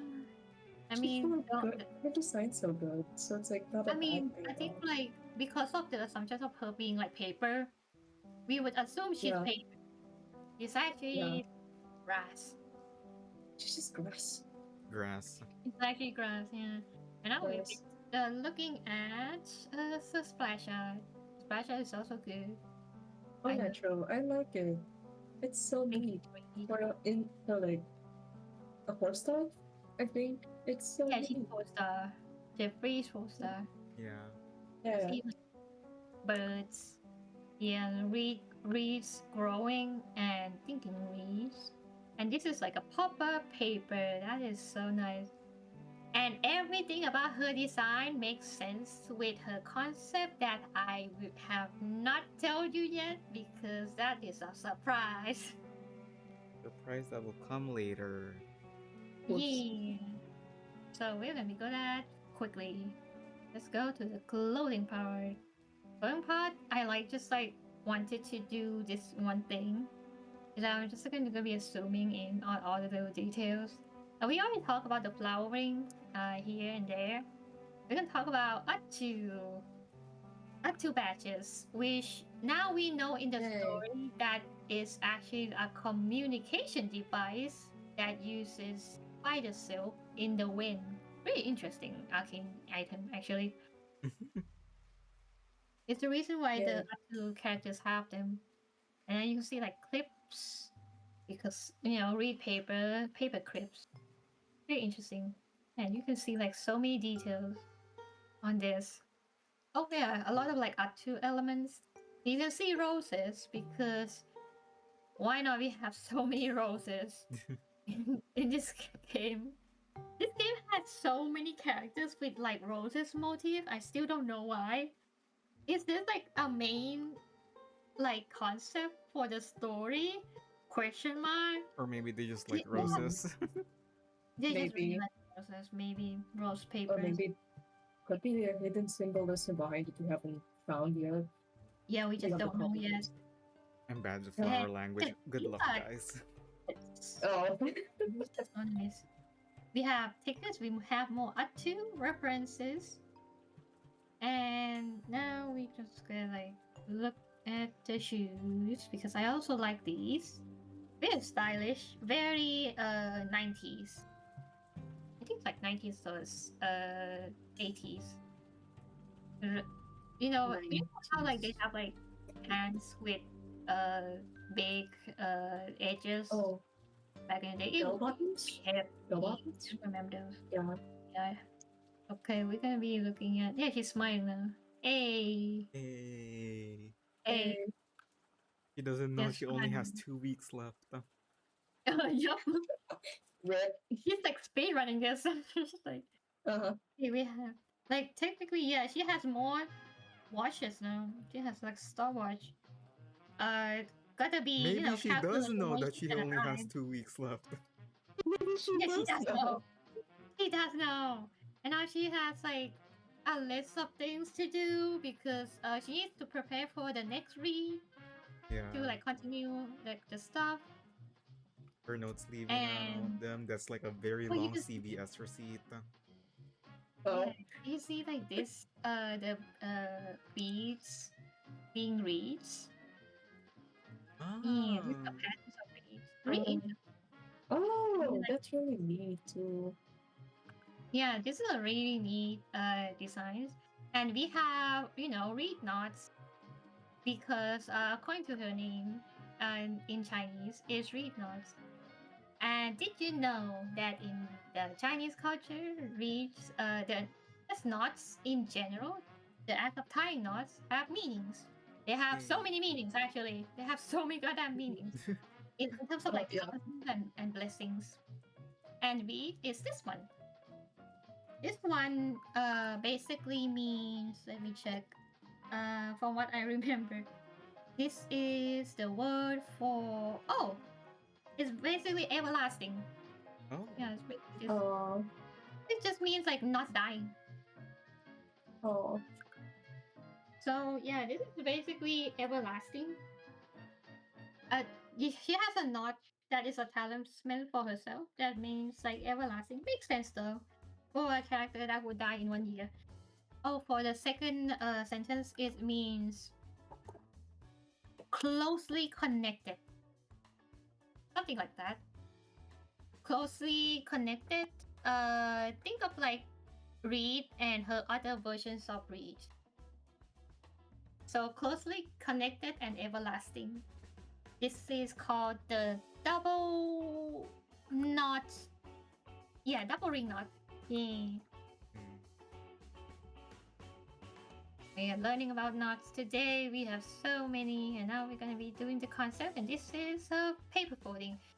Chinese paper folding. You can probably seen like this shape before, doing like Chinese New Year. This is basically they fold essentially gold ingots for like the people in the afterlife, or you can burn them and give them to the dead people. Yeah. Yeah, that's what I remember anyways when I go to like one of these.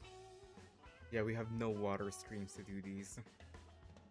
So, yeah, with like paper folding, you can. I think like paper folding is probably more like well known as like origami in the Japanese culture. But there's like a difference is that Chinese paper folding are more towards inanimate objects, like objects that are not alive, objects that are things, and origamis are more for like living things, flowers, creatures, animals, all that jazz. Like the difference, Good to know. And now we're going to talk about the Udimo. Udimo is a reed, and of course, when talking about the concept of a reed in a Chinese context, that would be paper. The history of paper making, which is basically how they do is kind of like the papyrus in Egypt. It said they have like a bunch of hemp, and they basically, I think like boiled them and made them into like a sheet paper. From what I remember, they have to like dry them a lot too. I have done like DIY papers before, but those are more like you use like old paper, recycled paper into like making more paper, newer papers anyways. So this is for the character design, and we're gonna be going to the last part, that is the minigame.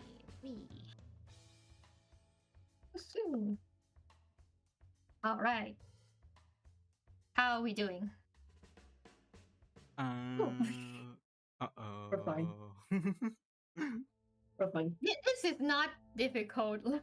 Come on. Gee, I wonder. I really wonder. Yeah, Gee, I really wonder. it's easy. All you need to do is, match the characters and their concepts. Easy. And when you match them, that's gonna be answering the big part, that is what it means in the end. Yeah. Okay, you know what? Let's go by the left side now. Paper Heron. Like, what are you gonna match her with? I match her with the 3 question mark. I'm just kidding. Oh. I mean, like, obviously there's the paper cutting over on the inside over there. Yep. Paper cutting on this side. And we're gonna be having Cheng. Okay. Cheng, my guy.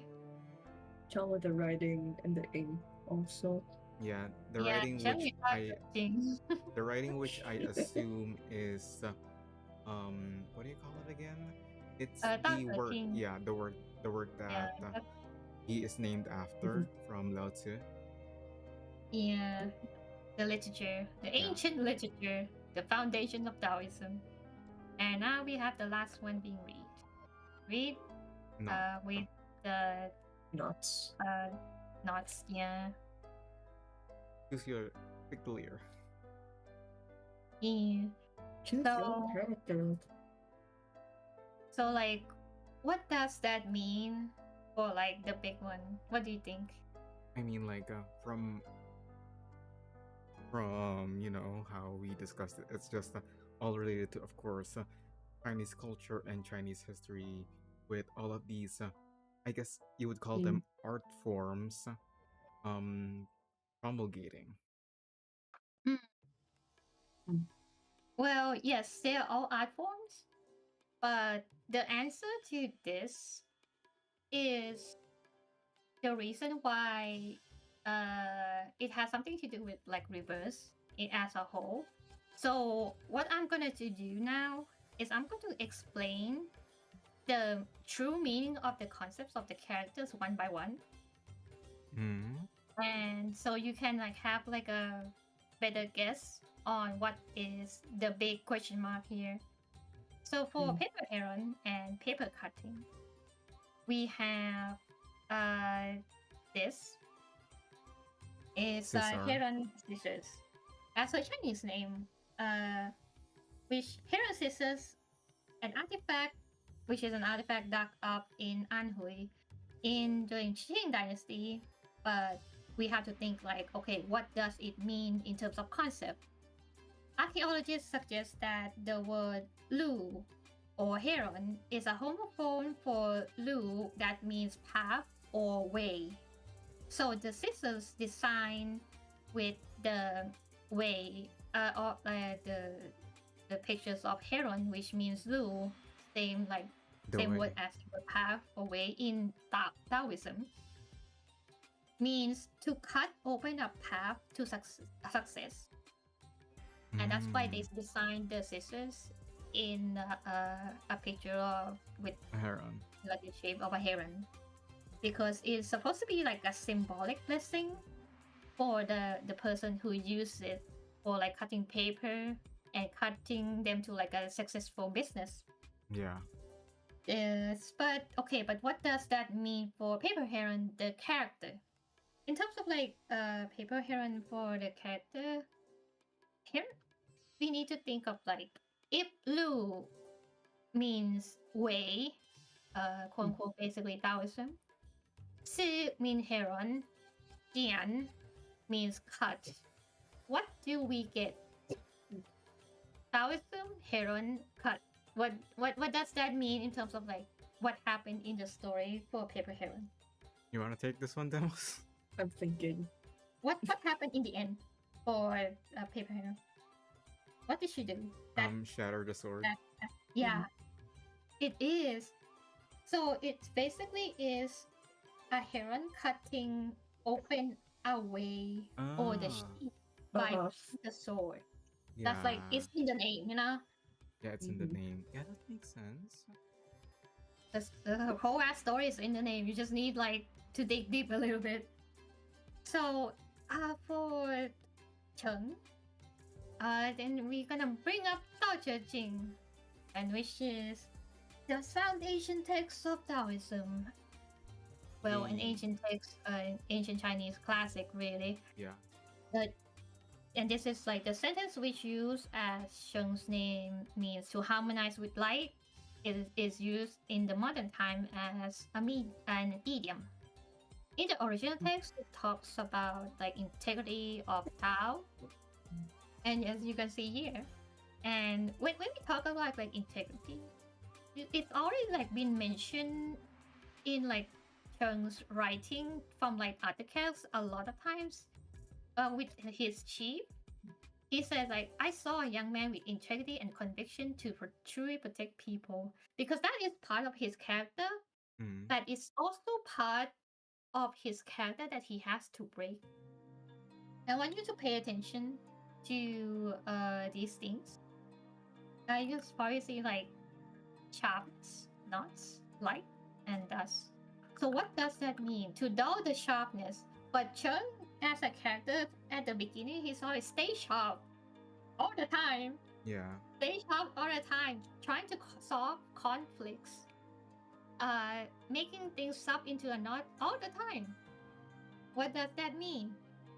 So, in terms of like Taoism, in the integrity of Taoism, it means that one should be able to blunt their own sharpness, basically dull their own sharpness, without suffering or causing harm, resolving conflicts without feeling weary or tired, upholding their brilliance without being tainted, and blending in with dust or the mundane world without losing their true self.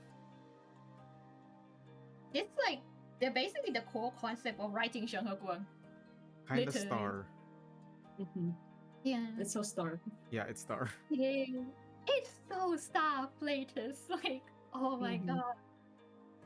Yeah, like the way that you describe it, yeah, it's just star Platus, isn't it? Yeah, it's just like that idea of not losing yourself and like stuff like that, yeah. Yeah, being idealistic and also not losing yourself, while also seeing reality as what they are. Yeah. And we go to Reed. Reed is probably my favorite one. Reed or Reed knots. It's like using the concept of, you know, knots. It makes sense. It's like easy for that. The uses of like Chinese knot within the culture, each knot has its own meaning. We already know this, and blessings. Yeah. But did you know of like its origin? Like, did you know where it came from? The idea of tying knots and giving them meaning. So I went to research on it. Actually, I did not went to research on reed knots. I went to research on the culture of tying knots and the history of it. And that is before the talisman and decor that it is today, before the invention of writing itself, knots were used to record history.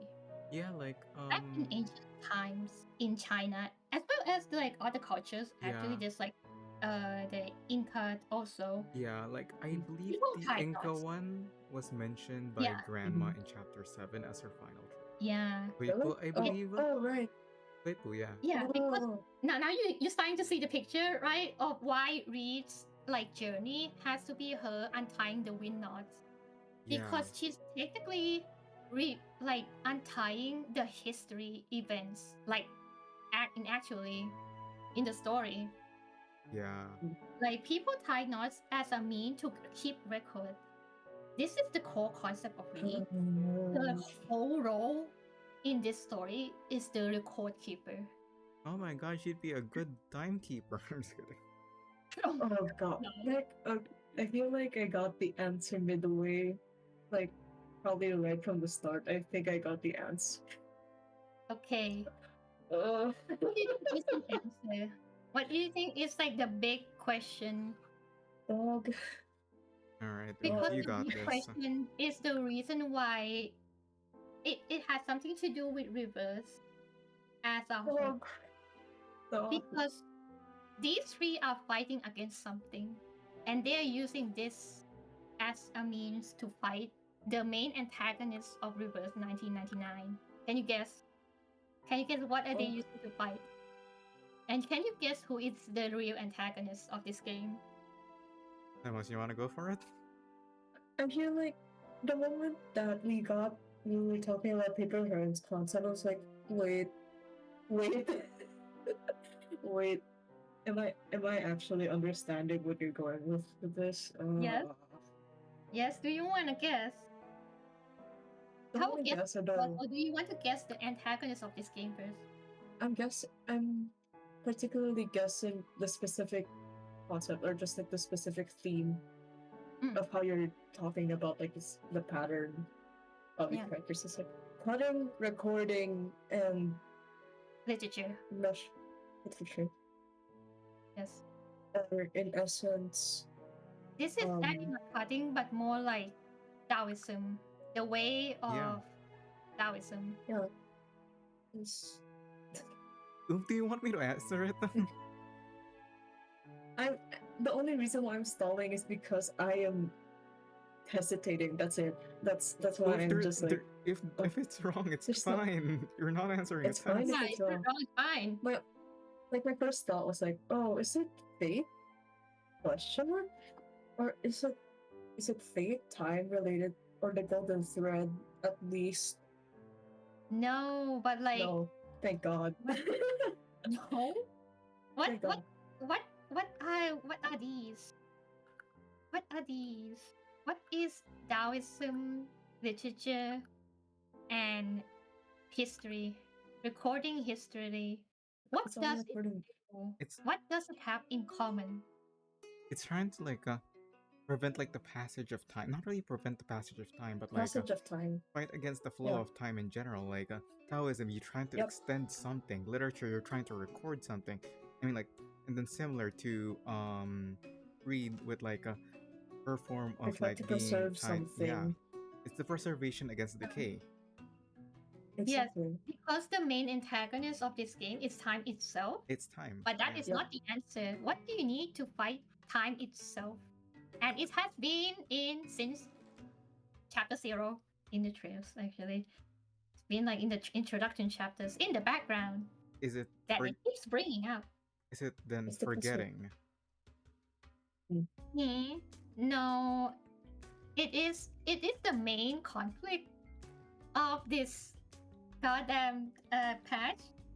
What is it that they want? What is it the Yao wants? Longevity. Yep. It is immortality, actually. Longevity, yes. Because these are all methods of longevity. This is how you become immortal. You become immortal through Taoism. You become immortal through writing literature. You become immortal through being recorded in history. It's so connected. Yeah, and like And this is why character design is so good. yeah, and like if you're immortal, you're going to have a pretty deep cut into the sea of subconscious.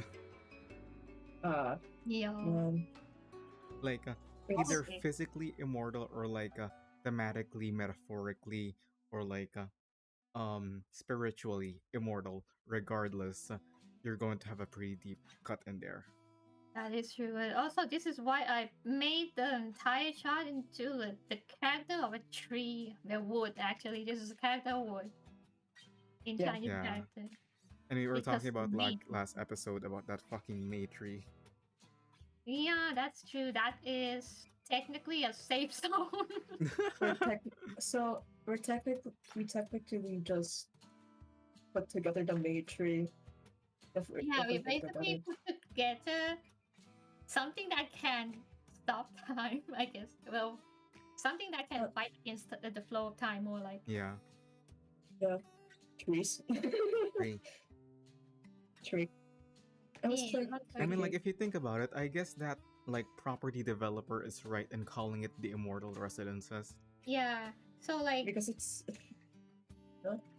I already like question a lot, like why do we have so many like plots in the background that is about immortality? We have it everywhere and I don't know why. And then I just like made this minigame. I'm thinking, wait a minute, it does make sense. The antagonist of this game is basically time itself. Of course, immortality is going to be something that would fight time. Yeah. yeah, it's I feel like I got the answer just in the wrong direction. Like, cutting, measuring, let alone weaving, that makes a lot of sense in my head. Yeah. I think I just got the wrong direction to that conclusion that, yeah, it's about time. But hey, it's also Yeah, connected to the about fates in being some way. time. It's connected to the fates in some way too. Just like, I'm just looking at it wrong. But hey, at least we got the answer now. Yeah, we got the answer. Now we got the answer. Now we know why Rivers has so many plots about immortality. Yeah, especially with this Lunar New Year patches, Especially this cycle, the 3.x cycle. We Roots actually of have so many Potato. like, reincarnations and stuff. Yeah, I It's really so do wonder potato. whether that's really the theme of 3.x and teaching us about. Yeah, I'm just gonna stop. I'm gonna stop Yeah. right there. And We'll save it for some patch. yeah, this is already actually this is a lot, even though I actually like lesson like a lot of them. Because we have like 3 characters. So I Yeah. had to like cut like a lot of details. I had like a lot of details I wanted to talk about, but I don't want to talk about like the details all of the like character design analysis I talked about, like the May blossoms being for longevity, because that's kind of everyone already talked about it. So I'm gonna Yeah. talk about something people don't talk about. And here we are again, 3 presentations finished, an episode more or less done, this time for 3.4. Spring Unending, the first full-length episode as compared to like a last time that is technically also full-length, but it's Muse's Arcade. We still are playing Muse's Arcade in the background. Yes, thank you very much. It has been fun. It has been amazing. Once again, please bring it back. I am on my True. knees. You can kill off Burton. Just bring back Muse's Arcade. Don't Hey, kill The my kid monkey's like that. the monkey's Hey. paw is going to curl so fucking badly when No. reverse ends, Burton dies, and we get a permanent mode of Bro. Muse's Arcade. No. I No. kill you. Okay, look, I don't even like Muse's Arcade that much as you. I prefer Three to Crash. Okay. I mean, like, you're the person who has like a 5-digit Critter Crash HP and like a leveling enemies. You're the one with the factory, okay? Okay, I'm the one with the big factory, and they don't give me rights to having more factories. Unfortunately, Shame. they had factory limits, okay? They had regulations. They had OSHA. They limited my factories. Alpha I can skill only have issue. like what, a few of them, just 2, I think. Yeah. Two. It's 3, right? Yeah. It's 3 You factories only of have different it. types and then 3 slots, Yeah, I think, for each only one. 3. But still. Yeah. Right, 3.4. Despite the fact that we have an extra episode from like Mises Arcade discussing everything from like Afflatus and also our thoughts, um, I'm not gonna lie, this episode does not feel that much shorter. Nope. It Not at all. truly does not. But like, still, hopefully next episode we'll have less to talk about. I mean, like, I'll have less to talk about since readers' response and all, and a And majority someone of my please take thoughts. my topic for next episode. We'll negotiate that behind the scenes, I guess. But yeah, is there anything else you guys want to say about 3.4 Spring Unending? It's not that I don't like my topic, it's just there's just like a bunch of characters and I am overworking. Everyone, Yeah. please send love to UV. Okay? Send love to UV, and Everyone. more importantly, send 10 million commissions over to UV. Her VGen is vgen.co/UncanonValley. Send her money. Send her money, send her work. Make her overwork even more, okay? Yeah, you can Bro. hit me on Ko-fi. That works too, man. Just send some over on Ko-fi so they can fund the shawarma too. 2 shawarmas and a Sprite. You True. draw it in a Sprite, basically. 2 shawarmas and a Sprite, and they will draw that portrait lady that's going to probably be already released in the trailer for 3.5 when this episode releases. Probably. Yeah, probably. But Probably. right. Anyway, Deimos, you have something to say? No, not really. I'm just satisfied with what we have for this episode. Yeah. Although that makes me very scared for next episode because I have nothing to talk about. I mean, like, let's be Actually. completely honest. We're always scared for the next episode. The fear is a True. very exciting and important component of the Voidcast at this point. That is true. You know I'm what? just saying. In the meantime, Yeah. What do I talk about? in the meantime, do the thumbnail. Okay, true. Okay. I actually have time to do the thumbnail. We'll be discussing further matters regarding the behind the scenes stuff, behind the scenes. But with all that being said, once again, I have been ReddShifted, and together here with my hosts UV and Deimos, we have been 199.9 FM, the only radio station you could trust in these ever-shifting times. Here to say, the morning mushroom knows nothing of twilight and dawn, and the mayfly knows nothing of spring and autumn. My dear listeners, I hope you all have a wonderful morning, evening, afternoon, or night. I hope you all are enjoying longevity, and this will be the end of today's broadcast. Thank you very much for listening.